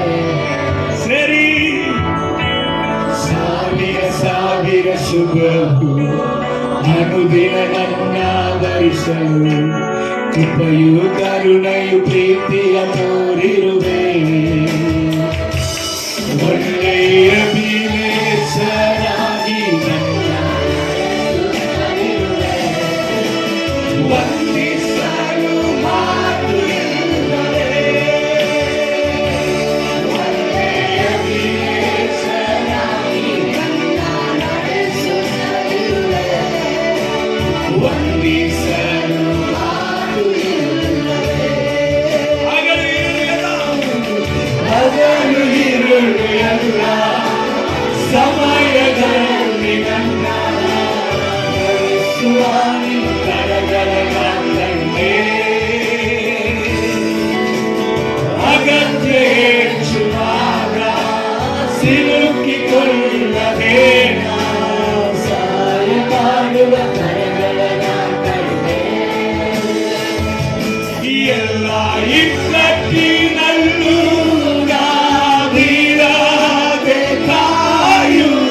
ಒಳ್ಳೆಯ ಪ್ರಿಯ ಕರ್ತನೇ. ಎಲ್ಲ ಇಕ್ಕಟ್ಟಿನಲ್ಲೂ ನಾದಿರಾದೆ ಕಾಯುವ ಒಳ್ಳೆಯ ಪ್ರಿಯ ಕರ್ತನೇ. ಸಾವಿರ ಸಾವಿರ ಶುಭವು ಅನುದಿನ ನನ್ನ ವರಿಸಲು ಕೃಪೆಯು ಕರುಣೆಯು ಪ್ರೀತಿಯ ತೋರಿರುವೆ. ಸಾವಿರ ಸಾವಿರ ಶುಭವು ಕೃಪೆಯು ಕರುಣೆಯು ಪ್ರೀತಿಯ ತೋರಿರುವೆ. ಒಳ್ಳೆಯ ವಿನೇಶರಾಗಿ ನನ್ನ ನಡೆಸುತ್ತಲಿರುವೆ. ವಂದಿಸಲು ಮಾತು ಇಲ್ಲವೇ. ಒಳ್ಳೆಯ ವಿನೇಶರಾಗಿ ನನ್ನ ನಡೆಸುತ್ತಲಿರುವೆ. ವಂದಿಸಲು ಮಾತು ಇಲ್ಲವೇ. ಹಲ್ಲೆಲೂಯ. ಸಾವಿರ ಸಾವಿರ ಕೃಪೆ ನನ್ನ ಹಿಂದೇನೇ ಬರುವವರಿಗೆ ದೇವರು ಉಚಿತಾರ್ಥವಾಗಿ, ಹಲ್ಲೆಲೂಯ, ಆ ಕೃಪೆಯನ್ನ ನೀಡಿದನು. ಕೆಳಗಡೆ ವಾಕ್ಯ ಹೇಳುತ್ತದೆ, ಎದರ ಮೂಲಕ ನೀಡಿದನು ಎಂಬುದಾಗಿ ಅಲ್ಲಿ ಹೇಳುವಾಗ ಯೇಸುವಿನಿಂದ ಕ್ರಿಸ್ತ ಯೇಸುವಿನಿಂದ ಆದ ಪಾಪ ವಿಮೋಚನೆಯ ಮೂಲಕವಾಗಿ ನನಗೆ ಅದನ್ನ ನೀಡಿದನು. ಹಲ್ಲೆಲೂಯ. ಫಸ್ಟ್ ಕೃಪೆ ಪಾಪದ ಪರಿಹಾರ. ಇದು ಏನ್ ಮಾಡುತ್ತದೆ? ಶುಭವನ್ನ ನಮ್ಮ ಜೀವಿತದಲ್ಲಿ ಕಾಪಾಡಿಕೊಳ್ಳುತ್ತದೆ. ಅದು ಮಾತ್ರ ಅಲ್ಲ, ಸಾವಿರ ಸಾವಿರವಾಗಿ ಶುಭವು ನನ್ನ ಜೀವಿತದಲ್ಲಿ ಹೆಚ್ಚಾಗುವಂತೆ ಮಾಡುವಂಥದ್ದು ಯಾವುದಂದ್ರೆ ಪಾಪದ ಪರಿಹಾರ. ಇದನ್ನ ದೇವರು ಹೇಗೆ ನನಗೆ ಕೊಟ್ಟರು ಅಂತ ಹೇಳಿದ್ರೆ ಉಚಿತಾರ್ಥ ವರ. ಆ ಉಚಿತಾರ್ಥ ವರ ಯಾರಂದ್ರೆ ಕ್ರಿಸ್ತು ಯೇಸುವಿನಿಂದ ಆದ ಪಾಪ ವಿಮೋಚನೆಯ ಮೂಲಕವಾಗಿ ಈ ಕೃಪೆ ನನಗೆ ಸಿಕ್ಕಿತು. ರೈಟ್. ಯೇಸು ಕ್ರಿಸ್ತನ ಮೂಲಕವಾಗಿ ನಮಗೆ ಹೇಗೆ ಪಾಪ ಪರಿಹಾರ ಆಯಿತಂದ್ರೆ ಯೇಸು ಕ್ರಿಸ್ತನ ರಕ್ತದಿಂದ. ಹಲ್ಲೆಲೂಯ. ಯಾವುದರಿಂದ ನಮಗೆ ಪಾಪ ವಿಮೋಚನೆ ಉಂಟಾಯಿತು? ಯೇಸು ಕ್ರಿಸ್ತನ ರಕ್ತದಿಂದ. ಚೆನ್ನಾಗಿ ಗಮನಿಸು. ಈಗ ಸೈತಾನಿನ ಕಿವಿಗಳನ್ನ ಕ್ಲೋಸ್ ಮಾಡ್ತಾನೆ. ಯಾಕೆಂದ್ರೆ ಈಗ ಬಿಡುಗಡೆಯ ಸಮಯ. ಈಗ ಬಿಡುಗಡೆಯ ಸಮಯ. ನಿಮ್ಮ ಕಣ್ಣೀರೆಲ್ಲ ಒರೆಸಲ್ಪಡುವಂತ ಸಮಯ. ನಿಮ್ಮ ಜೀವನದಲ್ಲಿ ಶುಭವು ಕೃಪೆಯು ನಿಮ್ಮನ್ನ ಹಿಂಬಾಲಿಸುವಂತ ವಾಗ್ದಾನ ನೆರವೇರುವಂತ ಸಮಯ. ಇಲ್ಲಿ ಗಮನಿಸಬೇಕು, ಪಾಪ ಪರಿಹಾರ ನಮ್ಮ ಜೀವಿತದಲ್ಲಿ ಉಂಟಾಗಿರೋದಕ್ಕೆ ದೇವರು ಕೊಟ್ಟಂತ ಉಚಿತಾರ್ಥ ವರ ಯೇಸು ಕ್ರಿಸ್ತನ ರಕ್ತ. ನೋಡಿ, ಸೈತಾನ್ ಯಾವುದಕ್ಕೆ ಎದರ್ತಾನೆ ಇಲ್ಲೋ ಯೇಸು ಕ್ರಿಸ್ತನ ರಕ್ತಕ್ಕೆ ಎದರ್ತಾನೆ. ಸೈತಾನನ್ನ ಅಳಿಸುವಂತ ದೊಡ್ಡ ಆಯುಧವು ಯಾವುದು ಅಂತ ನೀವು ಕೇಳುವುದಾದ್ರೆ ಯೇಸು ಕ್ರಿಸ್ತನ ರಕ್ತವೇ. ಪರಿಶುದ್ಧ ವಂದರು ಹೇಗೆ ಸೈತಾನನ ಜಯಿಸಿದರು? ಪ್ರಕಟಣೆಯ ಪುಸ್ತಕ 12ನೇ ಅಧ್ಯಾಯ 11ನೇ ವಾಕ್ಯವನ್ನು ಸ್ವಲ್ಪ ಗಮನಿಸಿರಿ. ಪ್ರಕಟಣೆಯ ಪುಸ್ತಕ 12ನೇ ಅಧ್ಯಾಯ 11ನೇ ವಾಕ್ಯದಲ್ಲಿ ಈ ರೀತಿಯಾಗಿ ಪರಿಶುದ್ಧ ವಂದರು ಸೈತಾನ ಕ್ರಿಯೆಗಳನ್ನು ಜಯಿಸಿದಂತ ಕಾರ್ಯಗಳನ್ನ ಬರೆದಿಡುತ್ತಾರೆ. ಏನಂತ ಕೇಳುವಾಗ, ಕುರಿಮರಿ ಆತನ ರಕ್ತದಿಂದಲೂ ತಮ್ಮ ಸಾಕ್ಷಿಯ ವಾಕ್ಯದಿಂದಲೂ ಸೈತಾನನ ಜಯಿಸಿದರು. ಹೇಗೆ ಜಯಿಸಿದ್ರಂತೆ? ಕುರಿಮರಿ ಆತನ ರಕ್ತದಿಂದ. ಇಲ್ಲಿ ನಿಮಗೆ ಯಾರೋ ಒಬ್ಬನು ಮಾಟ ಮಂತ್ರ ಮಾಡಿಬಿಟ್ಟಾನ ಅಂತ ತಿಳ್ಕೊಳ್ಳಿ. ಅಯ್ಯ, ಯಾರೋ ಒಬ್ಬನು ಮಾಟ ಮಂತ್ರ ಮಾಡಿಬಿಟ್ಟ. ಅವ್ರೆ ಯಾರು ಮಾಡಿದ್ರಂತ ಗೊತ್ತಿಲ್ಲ. ಪಾಸ್ಟ್ರೆ ಸ್ವಲ್ಪ ನೋಡಿ ಹೇಳ್ರಿ, ಯಾರು ನನಗೆ ಮಾಟ ಮಂತ್ರ ಮಾಡಿದ್ರು ಎಂಬುದಾಗಿ ಕೇಳಕ್ ಬರ್ತಾರೆ ಬಹಳ ಮಂದಿ. ನಿಮ್ಗೆ ಗೊತ್ತಿಲ್ಲ. ಬಹಳ ಮಂದಿ ಏನ್ ಮಾಡ್ತಾರೆ? ಮಾಟ ಮಾಡ್ಬಿಟ್ಟವ್ರಿ, ಯಾರು ಮಾಡಿದಾರೆ ಅಂತ ನಮಗೆ ಹೇಳ್ಬಿಡಿ. ಸೊ ನಾನು ಕೇಳ್ತೀನಿ, ಯಾರು ಮಾಡಿದಾರಂತ ಹೇಳಬೇಕು ಅಥವಾ ಮಾಟ ಮಂತ್ರದಿಂದ ಬಿಡುಗಡೆ ಆಗ್ಬೇಕು? ಎರಡನೇ ಏನ್ ಬೇಕು? ಯಾರು ಮಾಡಿದಾರಂತ ಹೇಳ್ಬೇಕಾ ಅಥವಾ ಮಾಟ ಮಂತ್ರದಿಂದ ಬಿಡುಗಡೆ ಆಗ್ಬೇಕಾ? ಯಾರು ಮಾಡಿದಾರಂತ ಹೇಳಿದ್ರೆ ಅವ್ರ ಮೇಲೆ ದ್ವೇಷ ಬರ್ತದೆ.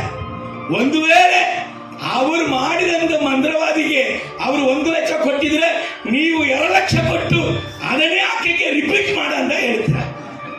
ಇದನ್ನ ಬಿಟ್ಟು ಏನ್ ಹೇಳ್ತಿರೋ?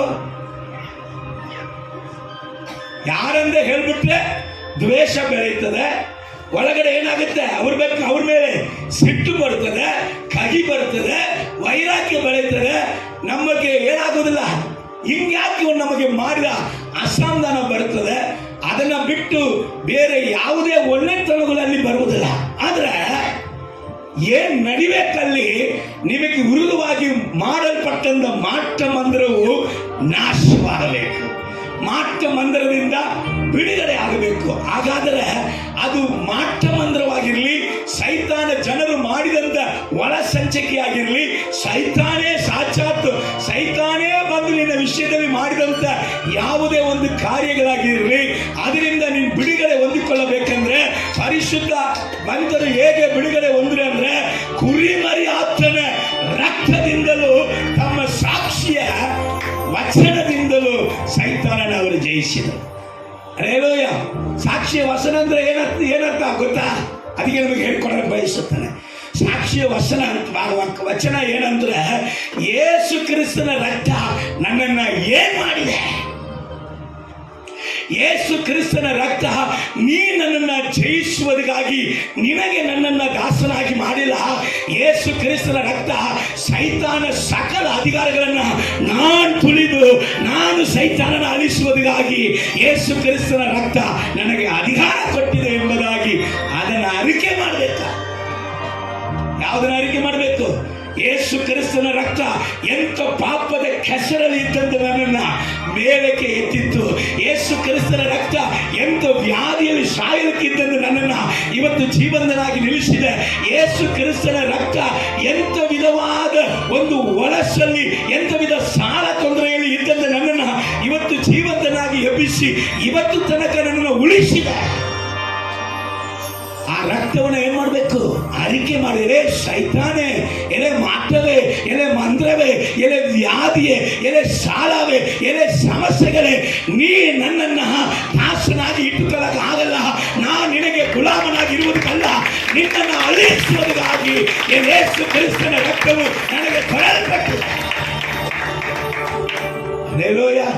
ಯೇಸು ಕ್ರಿಸ್ತನ ರಕ್ತದ ಸಾಕ್ಷಿಯ ಅರಿಕೆ ಸೈತಾನನ್ನ ಅಳಿಸುತ್ತಾರೆ. ಪರಿಶುದ್ಧವಂದ್ರೆ ಹಾಗೆ ಸೈತಾನ ಏನ್ ಮಾಡಿದ್ರು? ಅಳಿಸಿದರು ಎಂಬುದಾಗಿ ಸತ್ಯವೇದ ನಮಗೆ ಹೇಳಿಕೊಡುತ್ತದೆ. ಅದನ್ನೇ ನಾವು ಸ್ವಲ್ಪ ಗಮನಿಸಲಿಕ್ಕಿದ್ದೇವೆ. 1 ಕೊರಿಂಥಿ 11:32. ಆದರೆ ನಾವು ಕರ್ತನ ನ್ಯಾಯ ವಿಚಾರಣೆಗೆ ಒಳಗಾಗಿರಲಾಗಿ ಆತನು ಇವರಿಗೆ ಲೋಕದವರ ಸಂಗಡ ಅಪರಾಧಿಗಳೆಂಬ ನಿರ್ಣಯವಾಗಬಾರದೆಂದು ನಮ್ಮನ್ನು ರಕ್ತ ಏಳಿಕೆ ಕೊಡಲ್ಪಟ್ಟಿತ್ತು. ಅಪರಾಧಿ ಎಂಬುದಾದ ನಿರ್ಣಯವು ನಿನಗೆ ನನಗೆ ಆಗಬಾರದು ಎಂಬುದಾಗಿ ಯೇಸು ಕ್ರಿಸ್ತನ ಉಚಿತಾರ್ಥ ಕೃಪೆ ಆ ರಕ್ತವು ನನಗೆ ನಿನಗೆ ಕೊಡಲ್ಪಟ್ಟಿತ್ತು. ಅಪರಾಧಿಗಳಿಗೆ ಏನು ಸಿಗ್ತದೆ? ದೇವರು ಏನು ಮಾಡ್ತಾರೆ? ಚಾಕುವನ್ನ ಪ್ರಿಪೇರ್ ಮಾಡ್ತಾರೆ ಕಡಿಯಕ್ಕೆ. ಅಪರಾಧಿಗೆ ಏನು ಸಿಗ್ತದೆ? ಲೋಕಕ್ಕೆ ಕತ್ತಲೆ, ಲೋಕದ ಜನರಿಗೆ ಕಾರಣತ್ತಲೆ. ಅಪರಾಧಿಗೆ ಏನು ಸಿಗ್ತದೆ? ಅಧೋಲೋಕ. ಅಪರಾಧಿಗೆ ಏನು ಸಿಗ್ತದೆ? ಪಾತಾಳ. ಅಪರಾಧಿಗೆ ಏನು ಸಿಗ್ತದೆ? ನರಕ. ಇದು ನಿನಗೆ ನನಗೆ ಸಿಕ್ಕಬಾರದು ಎಂಬುದಕ್ಕೋಸ್ಕರ ಶುಭವು ಇಲ್ಲಿ ಮಾತ್ರ ಅಲ್ಲ, ಪರಲೋಕ ತನಕ ಆ ಶುಭವು ನಮ್ಮ ಸಂಗಡ ಟ್ರಾವೆಲ್ ಮಾಡುವುದಿದೆ. Alleluia, alleluia. ಪರಲೋಕ ಕುರಿತಾಗಿ ಮಾತಾಡಿದ್ರೆ ಒಂದು ಖುಷಿ ಬರ್ತದೆ. ಒಂದು ಚರಣ ಹಾಡ್ಬಿಡೋಣ.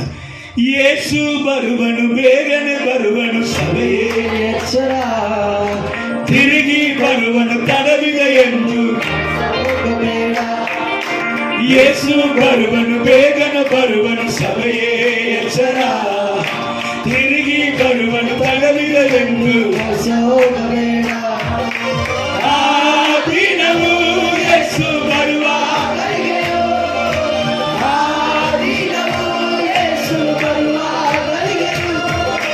ತಿಳಿಯದೆಗಿರುವುದರಿಂದ ಸಭೆಯೇ ಎಚ್ಚರವಾಗಿರು.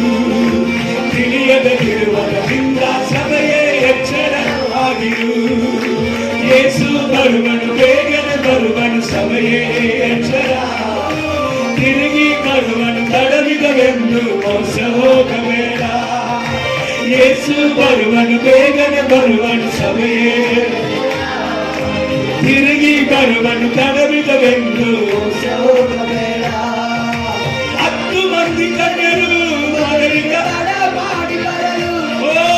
10 ಮಂದಿ ಕನ್ಯರು ಮೊದಲಿಗೆ ತಡ ಮಾಡಿ ಬರಲು. 5 ಮಂದಿ ಕನ್ಯರು ದೇವರ ರಾಜ್ಯ ಕಳೆದುಕೊಂಡರು. 5 ಮಂದಿ ಕನ್ಯರು ದೇವರ ರಾಜ್ಯ ಕಳೆದುಕೊಂಡರು. ಆ ದಿನವು ಯೇಸು ಬರುವ ಗಳಿಗೆಯು.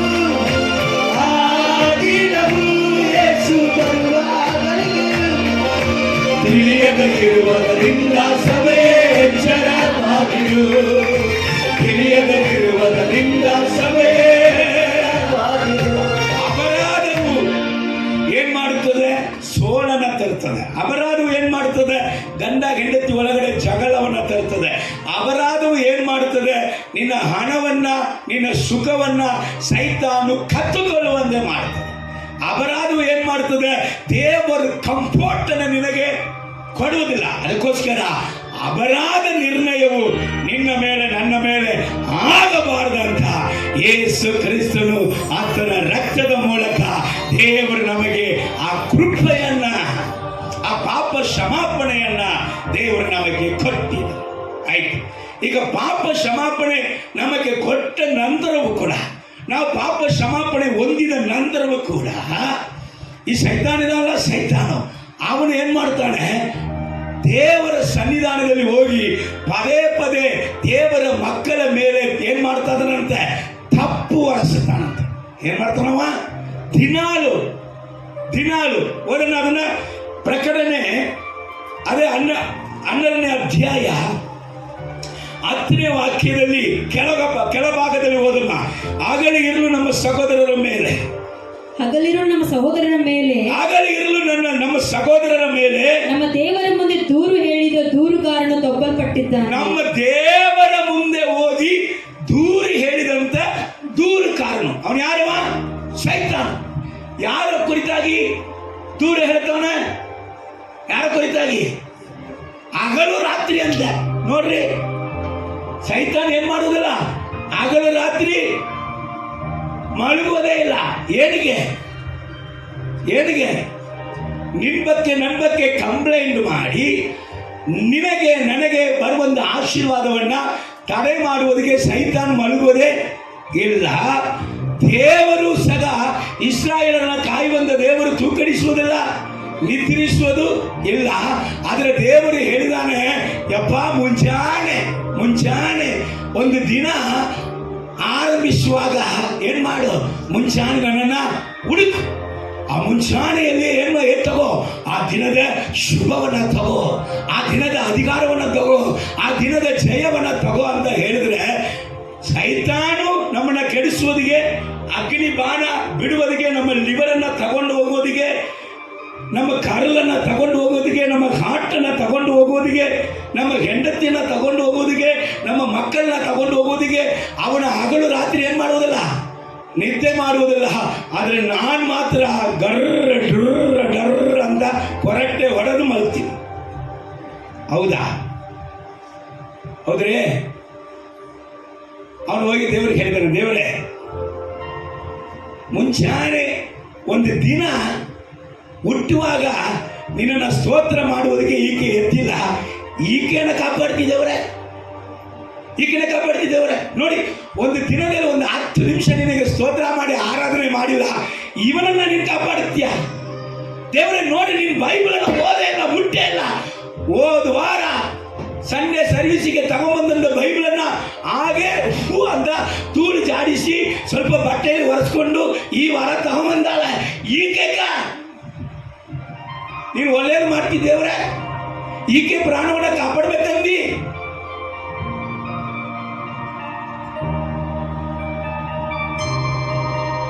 ಅರೇಲೋಯ, ಅವನು ಹೋಗಿ ಏನ್ ಮಾಡ್ತಾನೆ, ದೇವರೇ 18 ವಯಸ್ಸು 22 ವಯಸ್ಸು ಒಳಗಡೆ ಈಗಲೇ ಇವನ್ ಮೊಣಕಾಲೆ ಆಗ್ತಾ ಇಲ್ಲ, ಇವನಿಗೆ ಕಾಲು ಚೆನ್ನಾಗಿರ್ಬೇಕ, ಇವನ್ ವೀಲ್ ಚೇರಿದಾಗ ಹೋಗ್ಬೇಕು, ನಿನಗೆ ಮೊಣಕಾಲು ಹಾಕದಂದ್ರೆ ಕಾಲು ಬೇಕಾದು. ಯಾರು ಹೇಳ್ತಾರ? ಸೈತಾನ ಹೇಳ್ತಾವ. ಮತ್ತೆ ಪಾಸ್ಟರ್ ಸಿಂಪ್ಸನ್ ಹೇಳಿದಾನ ಅಂತ ಹೇಳ್ಬಿಡ್ತಿ. ನಾನು ಹೇಳಿಲ್ಲ, ನೀವೆಲ್ಲ ಭಾಳ ಒಳ್ಳೆಯವರು, ನೀವೆಲ್ಲ ಮುಂಚಾನೆ ಇಲ್ಲ, ಮುಂಚಾನೆ ಇನ್ನು ಮುಬ್ಬಿರುವಾಗಲೇ ನೀವು ಎದ್ದೇಳಿ ಪ್ರಾರ್ಥನೆ ಮಾಡೋರು, ನಿಮಗೆ ಪ್ರಸಂಗ ಮಾಡಿಲ್ಲ, ನಾನು ಯಾರಿಗೋ ಪ್ರಸಂಗ ಮಾಡ್ತೀನಿ. ಹೇಳೋಯ, ಇವೆಲ್ಲ ಭಾಳ ಒಳ್ಳೆಯವರಲ್ಲ. ದೇವರ ಮಕ್ಕಳ ಗಮನಿಸಿ ಸೈತಾನ ಏನ್ ಮಾಡ್ತಾನಂತೆ, ಹಗಲು ರಾತ್ರಿ ನಿದ್ದೆ ಮಾಡೋದಿಲ್ಲ.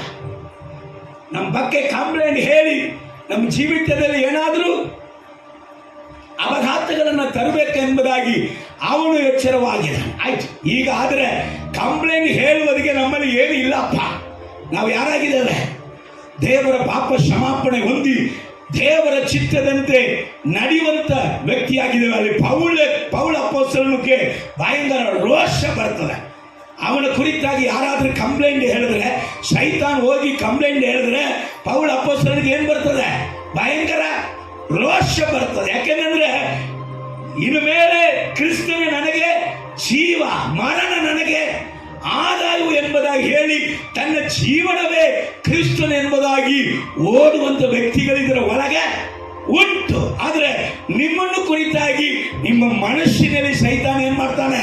ತಪ್ಪು ಹೊರಸುತ್ತಾನೆ, ಅಥವಾ ಬೇರೆಯೊಬ್ಬರ ಮೂಲಕ ತಪ್ಪು ಹೊರಸುತ್ತಾನೆ. ಅವನು ಒಳಗಡೆ ಹೊರಸಿದ್ರು, ಒಳಗಡೆ ಯಾರ ಮೂಲಕವಾಗಿ ತಪ್ಪು ಹೊರಸಿದ್ರು ಪೌಲನಂತೆ ಒಂದು ವೈರಾಗ್ಯ ನಿನಗೆ ನನಗೆ ಬೇಕಂತ ದೇವರು ಹೇಳುವುದಕ್ಕೆ ಬಯಸುತ್ತಾರೆ. ಸ್ವಲ್ಪ ಚೆನ್ನಾಗಿ ಗಮನಿಸೋಣ. ನಾನು ಮಾತಾಡುವುದು ಆರಿರಾರೋ ತೊಟ್ಲನ್ನು ಆಡಿಸುವ ತನಕ ಇದೆಯಾ? ಪಕ್ಕದಲ್ಲಿ ನಿದ್ದೆ ಮಾಡಿದ್ರೆ ಸ್ವಲ್ಪ ಕೆನ್ನೆಯಲ್ಲಿ ಪ್ರೀತಿಯಿಂದ ಟಪ್ ಅಂದಕೊಳ್ಳಿ, ಟಪ್. ಅರೇಲೋಯ, ಸೈತಾನ ಏನ್ ಮಾಡ್ತಾವಣ? ಶುಭ ಕಾರ್ಯಗಳನ್ನ ಕೆಡಿಸೋದಕ್ಕೆ ಏನಾದರೂ ನಿಮ್ಮನ್ನ ಕಣ್ಣು ಇಲ್ಲೇ ಇರ್ತೀರ, ಆದ್ರೆ ಎಲ್ಲೋ ಹೋಗಿರ್ತೀರ. ಇರುವುದೆಲ್ಲ ಇಲ್ಲಿ, ನೋಡುವುದನ್ನ ನನ್ನನ್ನ, ಆದ್ರೆ ಇಲ್ಲಿ ಕಿವಿಯಾಗ ನಾ ಮಾತಾಡೋ ಒಳಗೆ ಹೋಗಂಗಿಲ್ಲ. ಇದು ಗಮನಿಸಿರಿ. ದೇವರ ನಾಮಕ್ಕೆ ಮಹಿಮೆ ಉಂಟಾಗಲಿ. ಎಚ್ಚರವಾಗಿರ್ರಿ. ಪೌಲ ಅಪೊಸ್ತಲನು ಏನು ಹೇಳುತ್ತಾನೆ ಸ್ವಲ್ಪ ಗಮನಿಸೋಣ. ರೋಮರ್ ಪತ್ರಿಕೆ 8ನೇ ಅಧ್ಯಾಯ 34ನೇ ವಾಕ್ಯ, 33ನೇ ವಾಕ್ಯ, 34ನೇ ವಾಕ್ಯ. ದೇವರು ಆದುಕೊಂಡವರ ಮೇಲೆ ಯಾರು ತಪ್ಪು ಹೊರಿಸಾರು? ದೇವರು ಆದುಕೊಂಡವರ ಮೇಲೆ ಯಾರು ತಪ್ಪು ಹೊರಸಾರು? ದೇವರೇ ನಿಮ್ಮನ್ನು ನೀತಿವಂತರೆಂದು ನಿರ್ಣಯಿಸುವವನಾಗಿ ದೇವರೇ ಪೌಲ ಅಪೊಸ್ತಲನ ಮೇಲೆ, ಅವನು ನಡೆಸುವಂತ ಸಭೆಯ ಮೇಲೆ, ಅವನ ಸಂಗಡ ಇರುವಂತ ಜನರ ಮೇಲೆ ಯಾವನಾದ್ರೂ ತಪ್ಪು ಹೊರಿಸಿದ್ರೆ, ಸೈತಾನ ತಪ್ಪು ಹೊರಿಸಿದ್ರೆ ಪೌಲ ಅಪೊಸ್ತಲನು ಸುಮ್ಮನೆ ಇರುವುದಿಲ್ಲ.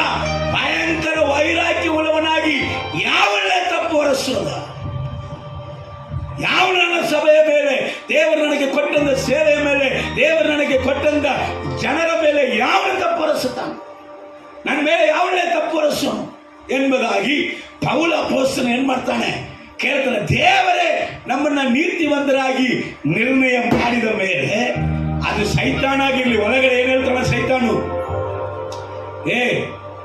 ಪೌಲ ಅಪೊಸ್ತಲನಿಗೆ ಅವಾಗ ಹೇಳಿರ್ಬೇಕು, ನೀನ್ ಕೊಲೆಗಾರಂತಾನೆ, ಸ್ಟೇಫನನನ್ನ ಕೊಲೆ ಮಾಡುವುದಕ್ಕೆ ನೀನು ಕೂಡ ಒಪ್ಪಿಗೆಯಾಗಿ ಅಲ್ಲಿ ಇದ್ದವಂತಾನೆ. ದೇವರ ಮಕ್ಕಳನ್ನ ಇವತ್ತು ನೀ ನಂಬುವಂತ ಈ ನಂಬಿಕೆಯಲ್ಲಿ ಅವತ್ತು ದೇವರ ಮಕ್ಕಳಿರುವಾಗ ಅವರನ್ನ ಬಡದವಂದಾನೆ, ಚಿತ್ರಹಿಂಸೆ ಮಾಡಿದವಂದಾನೆ, ಅವರನ್ನ ಕರ್ಕೊಂಡು ಹೋಗಿ ಜೈಲಲ್ಲಿ ಹಾಕಿದವಂದಾನೆ. ನಿನಗೆ ಏನು ಯೋಗ್ಯತೆ ಇದೆ ಈ ಸೇವೆ ಮಾಡಕ್ಕೆ? ಹೇಳಿರ್ಬೇಕು ಸೈತಾನು ಒಳಗಡೆ, ನೀನಾದ್ರೆ ನನ್ನ ಮೇಲೆ ತಪ್ಪು ಹೊರಿಸೋದಿಗೆ, ನಾನು ಹಳೆಯ ಮನುಷ್ಯನಿಲ್ಲ, ಪಾಪದ ಪರಿಹಾರ ಹೊಂದಿ ನೀತಿವಂತನಾಗಿ ದೇವರನ್ನ ನಿರ್ಣಯ ಮಾಡಿ, ದೇವರನ್ನ ನೀತಿವಂತನಾಗಿ ಮಾಡಿದ ಮೇಲೆ ನನ್ನ ಹಳೆಯ ಪಾಪಗಳನ್ನ ತೋರಿಸಿ ನನ್ನ ಮೇಲೆ ತಪ್ಪು ಹೊರಿಸುವ ನೀನೇ ಅಲ್ಲ. ಅಲ್ಲೇ ಅನೇಕ ವಿಷಯದಲ್ಲಿ ಒಳಗಡೆ ನಾವು ಸೇವೆ ಮಾಡದೇ ಇರುವುದಕ್ಕೆ ಕಾರಣ ಏನು ಗೊತ್ತಾ? ಇನ್ನೂ ಹಳೆ ಪಾಪಗಳೆಲ್ಲ ನಮಗೆ ಶ್ರಮಿಸಲ್ಪಟ್ಟಿಲ್ವೋ? ಎಷ್ಟು ವರ್ಷ 10 ವರ್ಷ ಆಯಿತು, 5 ವರ್ಷ ಆಯಿತು, 8 ವರ್ಷ ಆಯಿತು, 9 ವರ್ಷ ಆಯಿತು, ಕೆಲವರಿಗೆ 50 ವರ್ಷ ಆಯಿತು. ಇನ್ನೂ ಹಳೆಯ ಪಾಪಗಳು ಇನ್ನೂ ನಮಗೆ ಶ್ರಮಿಸಲ್ಪಟ್ಟಿಲ್ವೋ? ನಾವು ಇನ್ನೂ ಪೂರ್ಣರಾಗಿಲ್ವೋ? ನಾವು ಹೆಂಗೆ ದೇವರ ಸೇವನೆ ಮಾಡುವುದು, ನಾವು ಹೇಗೆ ದೇವರಿಗಾಗಿ ಒಂದು ಹಾಡಾಡುವುದು, ನಾವು ಹೇಗೆ ದೇವರಿಗಾಗಿ ಒಂದು ಸ್ವಾರ್ಥ ಹೋಗಿ ಸಾರುವುದು, ನಾವು ಹೇಗೆ ದೇವರ ಕಾರ್ಯಗಳನ್ನು ಹೇಳುವುದಕ್ಕೆ ನಮಗೆ ಏನು ಯೋಗ್ಯತೆ ಇದೆ? ಯಾರು ಹೇಳ್ತಾನ? ನಿಮ್ಮ ಮನಸ್ಸು ಹೇಳ್ತಾಳ, ನಿಮ್ಮ ಮನಸ್ಸಾಗ ಕೂತ್ಕೊಂಡು ಸೈತಾನ ಹೇಳ್ತಾನೆ. ಅವಾಗ ಪೌಲ ಅಪೊಸ್ತಲರು ಏನು ಹೇಳ್ತಾರಂದ್ರೆ, 1 ಕೊರಿಂಥಿ 15ನೇ ಅಧ್ಯಾಯ 55ನೇ ವಾಕ್ಯದಲ್ಲಿ ಅವರು ಹೇಳ್ತಾರೆ, ಮರಣವೇ ನಿನ್ನ ಜಯ ಎಲ್ಲಿ? ಮರಣವೇ ನಿನ್ನ ವಿಷದ ಕೊಂಡಿಯಲ್ಲಿ. ವಿಷಾಕ್ತಿ, ಮಾತುಗಳಲ್ಲಿ ವಿಷಾಕ್ತಿ, ಅದು ನಿನ್ನ ಕುಟುಂಬದ ಮೂಲಕ ಹೇಳಬಹುದು. ಸಣ್ಣ ಒಂದು ಪ್ರಾಬ್ಲಮ್ ಬಂದ ಕೂಡಲೇ, ನಿನ್ನ ಕುಟುಂಬದಲ್ಲಿ ಏನೋ ನಿನಗೆ ಸಿಟ್ಟು ಬಂದ ಕೂಡಲೇ ನಿನಗೆ ಹೆಂಡತಿ ಕೇಳ್ತಾಳೆ, ನೀನನ್ನ ಯಾಕೆ ಬೈಬಲ್ ತಗೊಂಡು ತಿರುಗಾಡ್ತಿ? ಸಡನ್ ಆಗಿ ಹೌದಲ್ಲ, ನಾನು ಬೈಬಲ್ ತಗೊಳ್ಬಾರ್ದು. ಪಾಪ ಆಕೆ ಮೂರ್ಗಲಾಗಿ ಮಾತಾಡಿರ್ತಾಳೆ, ನೀನು ಸಡನ್ ಆಗಿ ಹಚ್ಕೊಳ್ಳೋದು, ಹೌದಲ್ಲ ನನಗೆ ಸಿಟ್ಟು ಬಂತು, ನನಗೆ ಕೋಪ ಬಂತು, ನಾನು ಹೇಳಿದ್ದು ಕರೆ, ಇನ್ನು ಮೇಲೆ ಬೈಬಲ್ ಮುಟ್ಟಬಾರ್ದು, ಇನ್ನು ಮೇಲೆ ಸ್ವಾರ್ಥಕ್ಕೆ ಹೋಗಬಾರ್ದು, ಇನ್ನು ಮೇಲೆ ಸೇವೆ ಮಾಡಬಾರ್ದು, ಇನ್ನು ಮೇಲೆ ದೇವರಿಗಾಗಿ ನಾನು ಏನು ಮಾಡೋಕ್ಕಾಗಲಿಲ್ಲ, ಸುಮ್ಮನೆ ವಿಶ್ವಾಸಿಯಾಗಿ ಬಂದು ಕುಂದು ಹೋಗೋಣ. ದೇವರು ನೀತಿವಂತನು ಎಂಬುದಾಗಿ ನಿರ್ಣಯಿಸಿದಂತ ನಿನ್ನ ಮೇಲೆ ಯಾರೂ ತಪ್ಪು ಹೊರಿಸುವುದಕ್ಕೂ ನೀನು ಅವಕಾಶ ಕೊಡಬೇಡ. ಸೈತಾನಾಗಿರ್ಲಿ, ಸೈತಾನ ಜನರಾಗಿರ್ಲಿ, ಒಂದು ವೈರಾಗ್ಯ ಬರಬೇಕು. ನೀನು ಯಾವಲೇ ನನ್ನನ್ನು ಕುರಿತು ತಪ್ಪುಸಕ್ಕೆ? ನನ್ನ ದೇವರು ನನ್ನನ್ನು ನೀತಿವಂತನಾಗಿ ಆತನ ಪವಿತ್ರ ರಕ್ತದಲ್ಲಿ ನನ್ನನ್ನು ನಿರ್ಣಯ ಮಾಡಿದ. ದೇವರ ನಾಮಕ್ಕೆ ಮಹಿಮೆ ಉಂಟಾಗಲಿ. 2ನೇ ವ್ಯತ್ಯಾಸ ನಾನು ಹೇಳಿ ಮುಗಿಸಲಿಕ್ಕಿದ್ದೇನೆ. ಸೈತಾನು ನಮ್ಮನ್ನ ಒಳಗಡೆ ಪ್ರೇರೇಪಿಸುವಾಗ ಸೈತಾನ ಮಾತು ಯಾವುದು, ದೇವರ ಮಾತು ಯಾವುದು? ಸೈತಾನು ಪ್ರೇರೇಪಿಸುವಾಗ ಏನು ಮಾಡ್ತಾನೋ ಗೊತ್ತಾ? ಅವನು ನೀನು ಅಪರಾಧಿ ಎಂಬುದಾಗಿ ನಮ್ಮ ಅಪರಾಧಗಳನ್ನು ಏನು ಮಾಡ್ತಾ ಇದ್ದಾನೆ, ತೋರಿಸಿ ನಮ್ಮನ್ನ ಪ್ರೇರೇಪಿಸುತ್ತಾನೆ. ದೇವರು ಏನು ಮಾಡುತ್ತಾರೆ, ಪರಿಶುದ್ಧ ಆತ್ಮನ ಏನು ಮಾಡ್ತಾನೆ, ಪಾಪದ ಕುರಿತಾದ ಅರಿವನ್ನ ನಮಗೆ ಖಂಡಿಸಿ ಬುದ್ಧಿ ಹೇಳ್ತಾನೆ. ನೆಲೋಯ ಸೈತಾನ ಏನು ಹೇಳ್ತಾನೆ, ನೀನು ಅಪರಾಧಿಯಪ್ಪ, ನೀನು ಪಾಪಿಯಪ್ಪ, ಇದನ್ನ ಮಾಡಿಬಿಟ್ಟಿಯಪ್ಪ, ಇನ್ನು ಮೇಲೆ ನಿನ್ನ ಜೀವಿತದಲ್ಲಿ ಏನು ದೇವರ ಹತ್ರ ಬರುವುದಕ್ಕೆ ನೀನು ಯೋಗ್ಯನೇ ಇಲ್ಲ, ಮುಗಿದು ಬಿಟ್ಟಿತ್ತು. ಎಲ್ಲವನ್ನು ಕಳ್ಕೊಂಡು ನೀನು ಚೆನ್ನಾಗಿ ಹಾಡಾಡಿದ ಕರೆ, ನೀನು ಚೆನ್ನಾಗಿ ಪ್ರಸಂಗ ಮಾಡಿದ ಕರೆ, ನಿನ್ನ ಕೈಯಿಂದ ಅದ್ಭುತ ಸೂಚಕ ಕಾರ್ಯಗಳು ಒಂದು ಕಾಲದಲ್ಲಿ ನಡೆದ ಕರೆ. ಆದರೆ ಇವತ್ತು ನೀನು ಏನು ಮಾಡ್ಬಿಟ್ಟು, ಕಣ್ಣಿನ ಆಸೆಗೆ ನಿನ್ನ ಒಪ್ಪಿಸಿಕೊಟ್ಬಿಟ್ಟು, ಬಾಯಿನ ಮಾತಿಗೆ ನಿನ್ನ ಒಪ್ಪಿಸಿಕೊಟ್ಬಿಟ್ಟು, ಹೃದಯದ ಆಲೋಚನೆಗೆ ನಿನ್ನ ಒಪ್ಪಿಸಿಕೊಟ್ಬಿಟ್ಟು, ಇನ್ಮೇಲೆ ನೀನು ಏನಾಗೋದಿಲ್ಲ, ಆ ದೇವರ ಸಂಗಡ ಹೋಗಕ್ಕೆ ಆಗಲ್ಲ, ಆ ದೇವರ ಜನರ ಸಂಗಡ ಹೋಗಕ್ಕೆ ಆಗಲ್ಲ, ಅವರ ಸಂಗಡ ಕೂಡಿ ನೀನು ಸೇವೆ ಮಾಡುವುದಕ್ಕೆ ನೀನು ಆಗಲ್ಲ, ನೀನು ಸಪ್ರೇಟ್ ಆಗಿ ಬಾ ಅಂತ ಅಪರಾಧಗಳನ್ನು ಹೇಳಿ ಹೇಳಿ ನಮ್ಮನ್ನ ದೇವರ ಬಿಟ್ಟು ದೂರ ಮಾಡುವವನು ಯಾರು? ಸೈತಾನ ಆಲೋಚನೆ. ಆದರೆ ದೇವರು ಏನ್ ಮಾಡ್ತಾರೆ, ಒಂದು ಪಾಪ ಮಾಡುವುದಕ್ಕೆ ಮುಂಚೆ, ಮಗ ಈ ಸ್ಥಳದಲ್ಲಿ ಕುಳಿತುಕೊಳ್ಳಬೇಡ, ಇದು ಮಾಡಕ್ಕೆ ಹೋಗಬೇಡ, ನೋಡಿ ಇದು ವಾಕ್ಯಕ್ಕೆ ಅನುಸಾರವಾಗಿಲ್ಲ, ಇದನ್ನ ಅವ್ರು ಹೇಳ್ತಾರೆ ಆಲೋಚನೆ, ಆದರೆ ಅದು ನಿನಗೆ ಸರಿ ಅಂತ ಅನಿಸ್ತಾ ಇದೆ, ಬಟ್ ಸ್ವಲ್ಪ ವಾಕ್ಯ ತೆಗೆದು ನೋಡು, ಇದು ವಾಕ್ಯಕ್ಕೆ ಅನುಸಾರವಾಗಿದೆಯಾ? ಇಲ್ಲ ಮಗ, ಇದು ವಾಕ್ಯಕ್ಕೆ ಅನುಸಾರವಾಗಿಲ್ಲ, ಇದನ್ನು ಮಾಡಬೇಡ. ಒಂದು ವೇಳೆ ಮಾಡೇ ಬಿಟ್ಟಾನೆ, ಮಾಡಿಬಿಟ್ಟ ಮೇಲೆ ಪರಿಶುದ್ಧ ಆತ್ಮನ ಏನ್ ಮಾಡ್ತಾನೆ, ಎದ್ದಳು, ಈ ತಪ್ಪಣ ಮಾಡಿಬಿಟ್ಟಿಯಲ್ಲ, ನಿನ್ನ ದೇವರು 1000 ತಲೆಮಾರು ನಿನ್ನನ್ನು ಶ್ರಮಿಸುವಂತ ದೇವರು, 1000 ತಲೆಮಾರು ಆತನು ಕರುಣೆ ಉಳ್ಳ ದೇವರು. ನೀನು ಎದ್ದೇಳಪ್ಪ. ನೋಡಿ, ಕೆಟ್ಟೋಗಿದಂತ ಮಗ ಅವನನ್ನ ದೇವರ ಆತ್ಮನು ಪ್ರೇರೇಪಿಸುತ್ತಾನೆ. ಏನ್ ಪ್ರೇರೇಪಿಸುತ್ತಾನೆ? ನಿನ್ನ ಪಾಪವನ್ನೆಲ್ಲ ಕ್ಷಮ ಕೇಳ್ಬಿಡು, ನೀನು ತಿರುಗಿ ಏನ್ ಮಾಡ್ಬಿಡು, ನಿನ್ನ ತಂದೆಯ ಮನೆಗೆ ಹೋಗ್ಬಿಡು, ತಿರುಗಿ ನಿನ್ನ ತಂದೆಯ ಮನೆಯಲ್ಲಿ ಹೋಗಿ ನೀನು ಆತನ ಪಾದದಲ್ಲಿ ಬಿದ್ದು ಗೋಳಾಡ್ಬಿಡು ಎಂಬುದಾಗಿ ದೇವರ ಆತ್ಮನು ಪ್ರೇರೇಪಿಸುವಾಗ ಸತ್ಯವೇದ ಹೇಳುತ್ತದೆ, ಅವನಿಗೆ ಸ್ವಸ್ಥ ಬುದ್ಧಿ ಬಂತಂತ. ಏನ್ ಬುದ್ಧಿ ಬಂತು? ದೇವರ ಆತ್ಮನು ಪ್ರೇರೇಪಿಸುವುದೆಲ್ಲವೇ ಸ್ವಸ್ಥ ಬುದ್ಧಿ. ಅದು ಪುನಃ ದೇವರ ಬಳಿಯಲ್ಲಿ ಸೇರಿಸುವಂಥದ್ದಾಗಿರ್ತದೆ, ಅದು ಪುನಃ ದೇವರ ರಾಜ್ಯವನ್ನ ಕಟ್ಟುವಂಥದ್ದಾಗಿರ್ತದೆ, ಅದು ಪುನಃ ದೇವರ ಅಭಿಷೇಕಕ್ಕೆ ನಮ್ಮನ್ನು ಎಳೆಯುವಂಥದ್ದಾಗಿರ್ತದೆ, ಅದು ಪುನಃ ದೇವರಿಗೆ ನಮ್ಮನ್ನ ಸಮರ್ಪಣೆ ಮಾಡಿಕೊಡುವುದಕ್ಕೆ ಸಮರ್ಪಿಸುವಂಥ ಕಾರ್ಯಗಳಾಗಿರ್ತದೆ. ನೋಡಿ, ಇವನಿಗೆ ತಿನ್ನಕ್ಕೆ ಊಟ ಇಲ್ಲ, ಇವನು ಹೇಗಿದ್ದಾನೆ ನೋಡಕ್ಕೆ ಸಾಕ್ಷಾತ್ ದೆವ್ವ ಥರನೇ ಇದ್ದಿರಬೇಕು, ಹೌದಲ್ಲ? ಕೂದಲನ್ನು ಕಟ್ ಮಾಡುವುದಕ್ಕೆ ರೊಕ್ಕ, ತಿನ್ನಕ್ಕೆ ಊಟ ಇಲ್ಲ, ಹಂದಿ ತಿನ್ನುವಂಥ ಊಟನೇ ಸಿಗಲಿಲ್ಲ, ಮತ್ತೆ ಕೂದಲು ಎಲ್ಲಿಂದ ಕಟ್ ಮಾಡಿರ್ತಾನೆ? ಇಲ್ಲ, ದಾಡಿ ಬಿಟ್ಟಿರ್ತಾನೆ, ನೋಡಕ್ಕೆ ಹೇಗಿರ್ತಾನೆ ಸ್ವಲ್ಪ ಇಮೇಜಿನ್ ಮಾಡಿದ್ರೆ ದೆವ್ವ ಥರನೇ ಇರ್ತಾನೆ. ಆದರೆ ಶರೀರ ದೆವ್ವ ಥರ ಇದ್ರೆ ಪರವಾಗಿಲ್ಲ, ಒಳಗಡೆ ದೆವ್ವದ ಆಲೋಚನೆ ಇಲ್ಲ. ಈಗ ಏನು ದೇವರಿಗೆ ಏನು ಬೇಕು? ನೀವು ನೋಡಕ್ಕೆ ದೆವ್ವ ಥರ ಇದ್ರೆ ಪರವಾಗಿಲ್ಲ, ದೆವ್ವ ನಿಮ್ಮ ಒಳಗಡೆ ಇರಬಾರ್ದು. ನೀ ಕಪ್ಪುಗಿದ್ರೆ ಪರವಾಗಿಲ್ಲ, ಕುಳ್ಳಕ್ಕಿದ್ರೆ ಪರವಾಗಿಲ್ಲ, ಉದ್ದಕ್ಕಿದ್ರೆ ಪರವಾಗಿಲ್ಲ, ದಪ್ಪಕ್ಕಿದ್ರೆ ಪರವಾಗಿಲ್ಲ. ಆದರೆ ದೇವರಿಗೆ ಬೇಕಾಗಿರುವುದು ಸ್ವಸ್ಥ ಬುದ್ಧಿ. ದೇವರ ಆತ್ಮನು ಏನು ಮಾಡ್ತದೆ? ಪ್ರೇರೇಪಿಸುತ್ತದೆ. ಎಲ್ಲಿ? ದೇವರ ಹತ್ರ ಓಡ್ಬಿಡು. ದೇವರ ಹತ್ರ ಬಂದಾಗ ಅವನು ದೆವ್ವ ಥರ ಇದ್ದಾನೆ, ಅವನು ಸ್ನಾನ ಮಾಡಿಲ್ಲ, ಕೂದಲು ಕಟ್ ಮಾಡಿಲ್ಲ, ದಾಡಿ ಅವನು ಸೇವಿಂಗ್ ಮಾಡಿಲ್ಲ, ಆದ್ರೆ ದೇವರು ಏನ್ ಮಾಡ್ತಾರೆ? ಓಡಿ ಹೋಗಿ, ಅವನು ಬರುವಾಗಲೇ ಓಡಿ ಹೋಗಿ ತಪ್ಪಿಕೊಂಡು ಅವನನ್ನು ಸ್ನಾನ ಮಾಡಿಸಿ, ಅವನಿಗೆ ಕಟಿಂಗ್ ಮಾಡಿಸಿ, ಅವನಿಗೆ ವಸ್ತ್ರವನ್ನು ಕೊಡಿಸಿ, ಅವನಿಗೆ ಸ್ನಾನವನ್ನು ಕೊಡಿಸಿ, ಅವನಿಗೆ ಔತರವನ್ನು ಮಾಡಿ, ಅವನಿಗೆ ಹಬ್ಬವನ್ನು ಆಚರಿಸಿ, ಅವನ ಕೈಗೆ ಉಂಗುರವನ್ನು ಹಾಕಿ, ಅವನ ಸ್ಥಾನದಲ್ಲಿ ಅವನನ್ನು ದೇವರು ಕೊಡಿಸಿ. ಈ ಪ್ರೇರೇಪಣೆ ಯಾವತ್ತೂ ಕೂಡ ನಿನ್ನಲ್ಲಿ ಅಪರಾಧ ಅನ್ನುವಂಥ ಕಾರ್ಯಗಳು ಪ್ರೇರೇಪಿಸಲ್ಪಟ್ಟು ದೇವರಿಂದ ನೀವು ದೂರ ಹೋಗುವುದಾದರೆ ಅದು ಸೈತಾನಿಂದ ಪ್ರೇರೇಪಿಸಲ್ಪಡುವಂಥದ್ದು. ನಾನು ಅಪರಾಧಿ, ನಾನು ಪಾಪಿ, ಇನ್ನು ಮೇಲೆ ನಾನು ಈ ಪಾಪ ಮಾಡುವುದಿಲ್ಲ, ನನ್ನ ಕರ್ತನಾದ ಯೇಸು ಕ್ರಿಸ್ತನ ರಕ್ತ ಸಕಲ ವಿಧವಾದ ಪಾಪಗಳನ್ನು ನನ್ನಿಂದ ಅಳಿಸಿ ನನ್ನನ್ನು ನೀತಿವಂತನಾಗಿ ಪರಿಶುದ್ಧನಾಗಿ ಮಾಡುತ್ತದೆ. ನನ್ನ ಅಪ್ಪ ಬಿಟ್ಟು ನಾನು ಎಲ್ಲಿ ಹೋಗುವುದಿಲ್ಲ, ನನಗೆ ನನ್ನ ಅಪ್ಪ ಬೇಕು, ನನ್ನ ದೇವರ ಸಂಪರ್ಕ ಬೇಕೆಂಬುದಾಗಿ ದೇವರ ಸಂಗಡ ನಿಮ್ಮನ್ನು ಕರ್ಕೊಂಡು ಬರುವಂಥದ್ದು ಎಲ್ಲವೂ ದೇವರಿಂದ ಬರುವಂಥ ಕಾರ್ಯ. ನಾನು ಕೆಲವೊಂದು ಕಾರ್ಯ, ಎರಡೇ ವ್ಯತ್ಯಾಸ. ಆ ರೀತಿಯಾಗಿ ಪ್ರೇರೇಪಿಸಲ್ಪಟ್ಟಂತ 2 ವ್ಯಕ್ತಿಗಳನ್ನ ಹೇಳಿ ನಾನು ಮುಗಿಸಿಕೊಡ್ತೇನೆ. ಒಂದು ಪೇತ್ರ, ಇನ್ನೊಂದು ಇಸ್ಕರಿಯತ್ತು ಯೂದ. ಈ ಇಸ್ಕರಿಯತ್ತು ಯೂದ ಸರಿ, ಪೇತ್ರ ಸರಿ, ಇಬ್ಬರು ದೇವರಿಗೆ ವಿರುದ್ಧವಾಗಿ ಪಾಪ ಮಾಡಿದರು. ಆದ್ರೆ ಒಂದು ವೇಳೆ ನಾವು ಮನುಷ್ಯನಾಗಿ ನಿಂದು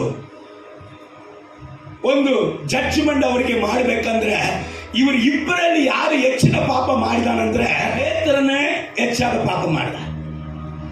ಹೇಗೆ ಅಂತ ಕೇಳಿ, ಮನಸ್ಸಲ್ಲಿ ಆದ್ರೂ ಕೇಳಿ. ಆಮೇಲೆ ಹಲ್ಲೆಲೂಯಾ.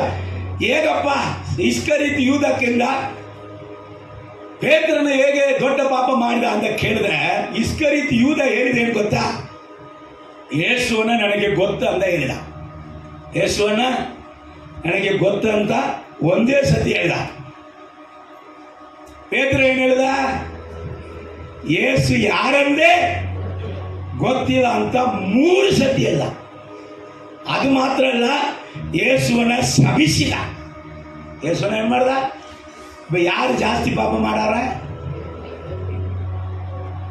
ಆದ್ರೆ ಪೇತ್ರ ಮನ ತಿರುಗಿದ, ಇಸ್ಕರಿಯೋತ ಯೂದ ಯಾಕೆ ಮನ ತಿರುಗಲಿಲ್ಲ? ಕಾರಣ ಏನಂದ್ರೆ, ಇಸ್ಕರಿಯೋತ ಯೂದಕ್ಕೆ ಪಾಪ ಅರಿವು, ಅಪರಾಧಿ ಎಂಬುದಾದ ಅರಿವನ್ನ ಸೈತಾನ್ ಪ್ರೇರೇಪಿಸಿ ಅವನನ್ನ ದೇವರ ಕಡೆಗೆ ಎಳ್ಕೊಂಡ್ ಬಂದಿಲ್ಲ. ಅವನು ಎಲ್ಲಿ ಹೋಗಿದಾನಂದ್ರೆ ಯಾಜಕರ ಹತ್ರ ಹೋಗಿದ. ಇವತ್ತು ಸಹ ಯೇಸು ಕ್ರಿಸ್ತನೇ ಪಾಪದ ಪರಿಹಾರ ಎಂಬ ಗೊತ್ತಾಗಿದ್ದ ಮೇಲೇನೂ ಕೂಡ ಅನೇಕರು ಇವತ್ತು ಸಭೆಗಳು ಉಂಟು. ಎಲ್ಲಿಗೆ ಹೋಗ್ತಾರೆ ಗೊತ್ತಾ? ಫಾದರ್ ಹತ್ರ. ಈ ಫಾದರ್ ಅಂದ್ರೆ ತಂದೆಯಿಂದ ತಿಳ್ಕೋಬೇಡ.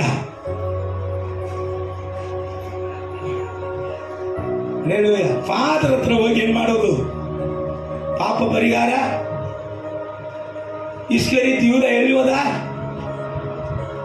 ನನ್ನ ಪಾಪವನ್ನ ನಾ ಮಾಡಿ ತಪ್ಪ ಇದ್ರಿ ಯಾರ ಹತ್ರ ಹೋಗಿ ಹೇಳಕ್ ಹೋಗಿದ?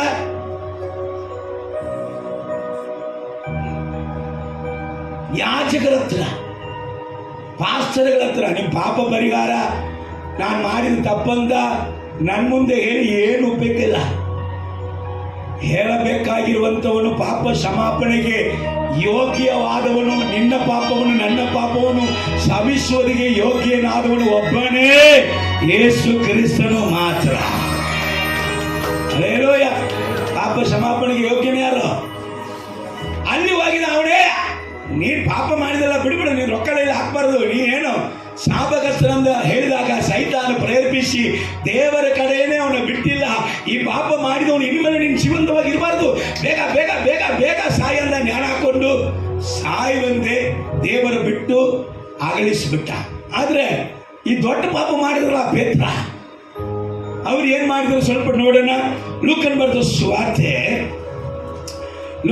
ಸುವಾರ್ತೆ 22ನೇ ಅಧ್ಯಾಯ 61ನೇ ವಾಕ್ಯವನ್ನು ಗಮನಿಸೋಣ. ಸ್ವಾಮಿಯು ಹಿಂತಿರುಗಿಕೊಂಡು ಪೇತ್ರನನ್ನು ದೃಷ್ಟಿಸಿ ನೋಡಿದನು. ಆಗ ಪೇತ್ರನು, ಈ ಹೊತ್ತು ಕೋಳಿ ಕೂಗುವುದಕ್ಕಿಂತ ಮುಂಚೆ 3 ಸಾರಿ ನನ್ನ ವಿಷಯವಾಗಿ ಅವನನ್ನು ಅರಿಯನೆಂಬುದಾಗಿ ಹೇಳುವೆ ಎಂದು ಸ್ವಾಮಿ ನುಡಿದ ಮಾತನ್ನು ನೆನೆಸಿ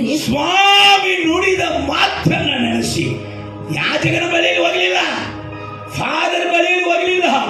ಸ್ವಾಮಿ ನುಡಿದಂತ ಮಾತನ್ನ ನೆನೆಸಿ ಹೊರಗೆ ಹೋಗಿ ಅವನು ಬಹು ದುಃಖದಿಂದ ಹತ್ತು, ಎಸಪ್ಪ ನೀನು ಹೇಳಿದ ಹಾಗೆ ಆಗಿಬಿಟ್ಟಿದ್ದಪ್ಪ, ನೀನು ಮೊದಲೇ ಮುಂಚೆನೆ ಹೇಳಿದಪ್ಪ, ಅಪ್ಪ ನಾನೇ ಬಿಟ್ಕೊಟ್ಬಿಟ್ಟಿನಿ, ನನ್ನ ಸಮಿಸು ಯೇಸುವೆ. ಹಲ್ಲೆಲೂಯಾ.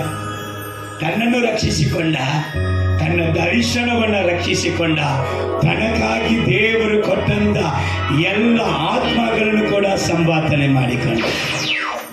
ಹಲ್ಲೆಲೂಯಾ.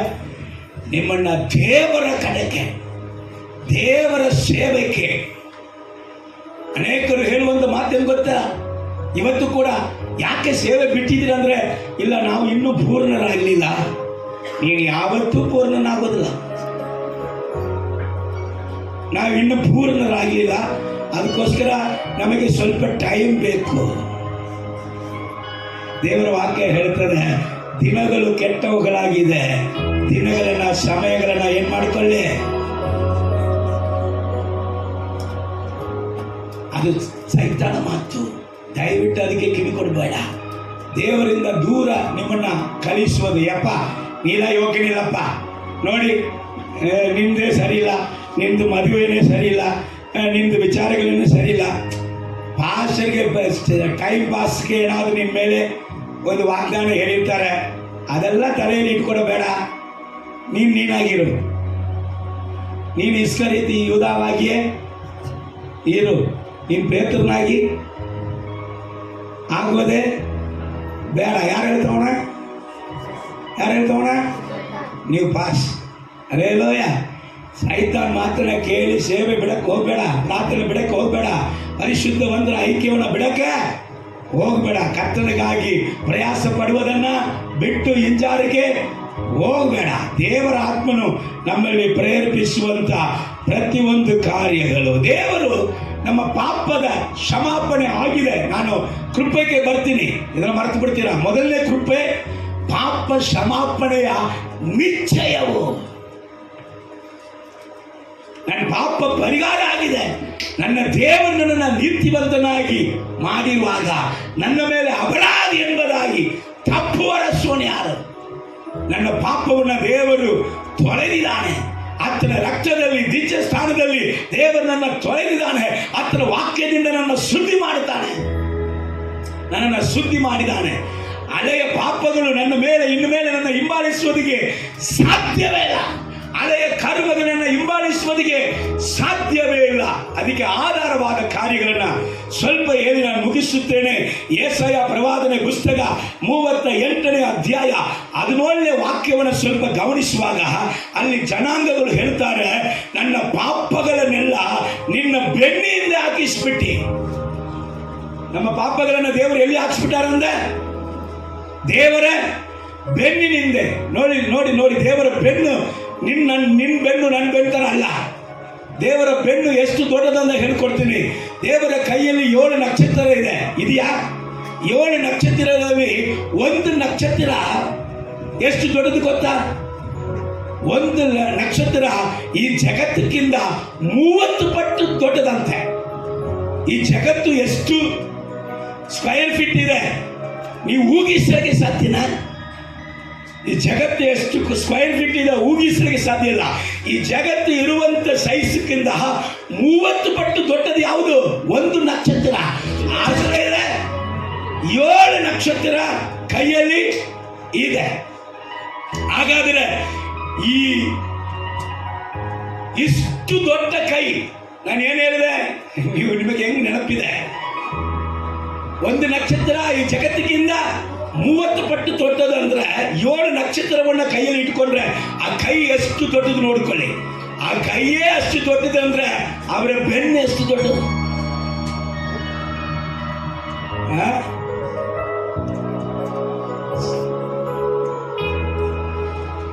ಅಲ್ಲೇಲೂಯ. ಆ ಬೆನ್ನಿನಿಂದ ನನ್ನ ಹಳೆಯ ಎಲ್ಲ ಪಾಪಗಳನ್ನ ದೇವರು ಹಾಕಿಸಿಬಿಟ್ಟಿದ್ದಾನೆ. ವಾಕ್ಯ ಹೇಳ್ತದೆ, ಸಮುದ್ರದ ಆಳದಲ್ಲಿ ನಿನ್ನ ಪಾಪವನ್ನು ನಾನು ಏನ್ ಮಾಡಿದ್ದೀನಿ? ಹಾಕಿಸಿ ಬಿಟ್ಟಿದ್ದೀನಿ ಎಂಬುದಾಗಿ ಕರ್ತನ ವಾಕ್ಯವು ಪೂರ್ವಕ್ಕೂ ಪಶ್ಚಿಮಕ್ಕೂ ಎಷ್ಟು ಸೈಸು ಏನೋ ಎತ್ತರವ ಅಗಲವು ಅಷ್ಟು ದೂರ ನಿನ್ನ ಪಾಪವನ್ನು ಏನ್ ಮಾಡ್ಬಿಟ್ಟಿನಿ? ಬಿಸಾಡ್ಬಿಟ್ಟಿನಿ. ಸತ್ಯವೇದ ಹೇಳುವುದನ್ನ ನಾವು ಗಮನಿಸಿದ್ದೇವೆ.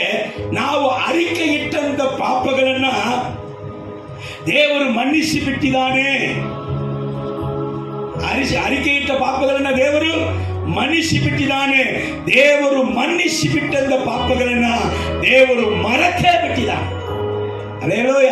ಆದ ಕಾರಣ ಹಳೆಯ ಬಲಹೀನತೆಗಳನ್ನ, ಹಳೆಯ ಪಾಪಗಳನ್ನ ಹೇಳಿ ನಿನ್ನ ಸ್ನೇಹಿತನೋ, ನಿನ್ನ ತಾಯೋ, ನಿನ್ನ ತಂದೆಯೋ, ನಿನ್ನ ಸಹೋದರನೋ, ನಿನ್ನ ಹೆಂಡತಿಯೋ ಯಾರೇ ಕೂಡ ಸೈತಾನ ಪ್ರೇರೇಪಣೆಯಿಂದ ನಿಮ್ಮನ್ನ ಎಬ್ಬಿಸುವಾಗ ನೀವಂತೂ ಅದಕ್ಕೆ ಸೋತೋಗ್ಬೇಡ. ಅಲ್ಲೇಲೂಯ. ಪೌಲ ಅಪೊಸ್ತಲನ ತರ ಹೇಳಬೇಕು, ನನ್ನನ್ನು ದೇವರು ನೀತಿವಂತನಾಗಿ ನಿರ್ಣಯ ಮಾಡಿರುವಾಗ ನನ್ನನ್ನು ಅಪರಾಧಿ ಎಂಬುದಾಗಿ ಹೇಳುವವನು ಯಾರು? ನನ್ನ ಮೇಲೆ ತಪ್ಪು ಹೊರಸುವವನು ಯಾರು ಎಂಬುದಾಗಿ ಹೇಳಬೇಕು. D.L. ಮೂಡಿ ಅವರು ಹೇಳಿದಂತ ಕಾರ್ಯ ಏನಂದ್ರೆ, ಆಕಾಶ ಭೂಮಿಗಿಂತ ಯೇಸು ಕ್ರಿಸ್ತನ ಒಂದು ಹನಿಯ ರಕ್ತ ಬಹಳ ಮಹತ್ವವುಳ್ಳದು. ಆಕಾಶ ಭೂಮಿಯಲ್ಲಿ ಇರುವಂತ ಸಕಲ ಮಹತ್ವಗಳಿಗಿಂತ ಯೇಸು ಕ್ರಿಸ್ತನ ರಕ್ತದ ಹನಿ ಮಹತ್ವವುಳ್ಳದು. ಆದ ಕಾರಣ ಸೈತಾನನ್ನು ನಿಮ್ಮ ಪಾಪಗಳನ್ನ, ಹಳೆಯ ಪಾಪವನ್ನ ನಿನಗೆ ನೆನಪಿಸುವಾಗ ನೀನು ಏನು ಹೇಳ್ಬೇಕಂದ್ರೆ ಅವನ ಫ್ಯೂಚರ್ ಅನ್ನ ಅವನಿಗೆ ನೆನಪಿಸ್ಬೇಕಂತೆ. ಅಲ್ಲೇಲೂಯ. ಅರ್ಥ ಆಗಿಲಿಂದ ಅನಿಸ್ತದೆ. ಸೈತಾನ್ ನಿಮ್ಮ ಹಳೆಯ ಪಾಪವನ್ನು ನೆನಪಿಸುವಾಗ ಸೈತಾನಿಗೆ ನಾವು ಹೇಳ್ಬೇಕಂದ್ರೆ ನೀನ್ ಭವಿಷ್ಯನ ನೋಡ್ಕೊಳ್ಳಿ ಅಂತ. ಯಾಕಂದ್ರೆ ಅವನ ಭವಿಷ್ಯ ಏನು? ನರಕ. ಅವನ ಭವಿಷ್ಯ ಏನು? ಅವನ ಫ್ಯೂಚರ್ ಏನು? ನರಕ. ನಿನಗೆ ನರಕ ಗ್ಯಾರಂಟಿ. ನನಗ ಹೇಳ್ತೀವಿ ಹಳೆಯ ಪಾಪವನ್ನ, ನಾಳೆ ನಿನಗೆ ನಡೆಯಲಿಕ್ಕಿರುವುದು ನಿನ್ನ ಫ್ಯೂಚರ್ ಅನ್ನ ನೋಡ್ಕೋ, ನಿನಗೆ ನರಕ ಗ್ಯಾರಂಟಿ. ಅಲ್ಲೇಲೂಯ. ನಾನು ದೇವರ ಮಗನು, ನಾನು ದೇವರ ಮಗಳು, ನಾನು ಪಾಪ ಕ್ಷಮಾಪಣೆ ಹೊಂದಿದವನು. ದೇವರ ಶುಭವು ಕೃಪೆಯು ಜೀವಮಾನವನ್ನ ನನ್ನನ್ನು ಏನ್ ಮಾಡುತ್ತದೆ? ಹಿಂಬಾಲಿಸುತ್ತದೆ. ಅಲ್ಲೇಲೂಯ. Praise the Lord. ದೇವರ ನಾಮಕ್ಕೆ ಮಹಿಮೆ ಉಂಟಾಗಲಿ. ನಾನು ಮುಗಿಸುತ್ತೇನೆ, ಸಮಯ ಇಲ್ಲದ ಕಾರಣ. ಮುಂದಿನ ವಾರ ನಾವು ನೋಡಲಿಕ್ಕಿದ್ದೇವೆ ಕರ್ತನ ಕೃಪೆ, ಶುಭವು ಕೃಪೆಯು ಜೀವಮಾನವಲ್ಲ ನನ್ನನ್ನು ಹೇಗೆ ಹಿಂಬಾಲಿಸುತ್ತದೆ. ಮುಂದಿನ ವಾರದಲ್ಲಿ ಕರ್ತನ ನಮ್ಮ ಬಳಿಯಲ್ಲಿ ಮಾತಾಡಲಿಕ್ಕಿದ್ದಾನೆ. ನಾನು ದೇವರ ಹಿಂದೆನೇ ಹೋಗುವಂತ ಕಾರಣ, ನಾನು ದೇವರ ಮಾತನ್ನ ಕೇಳಿ ನಡೆಯುವಂತ ಕಾರಣ ಶುಭವು ಕೃಪೆಯು ನನ್ನನ್ನು ಹಿಂಬಾಲಿಸಲಿಕ್ಕಿದೆ. ಅಲ್ಲೇಲೂಯ. ಕಣ್ಗಳು ಮುಚ್ಚಿ ನಾವು ಪ್ರಾರ್ಥನೆ ಮಾಡಲಿಕ್ಕಿದ್ದೇವೆ.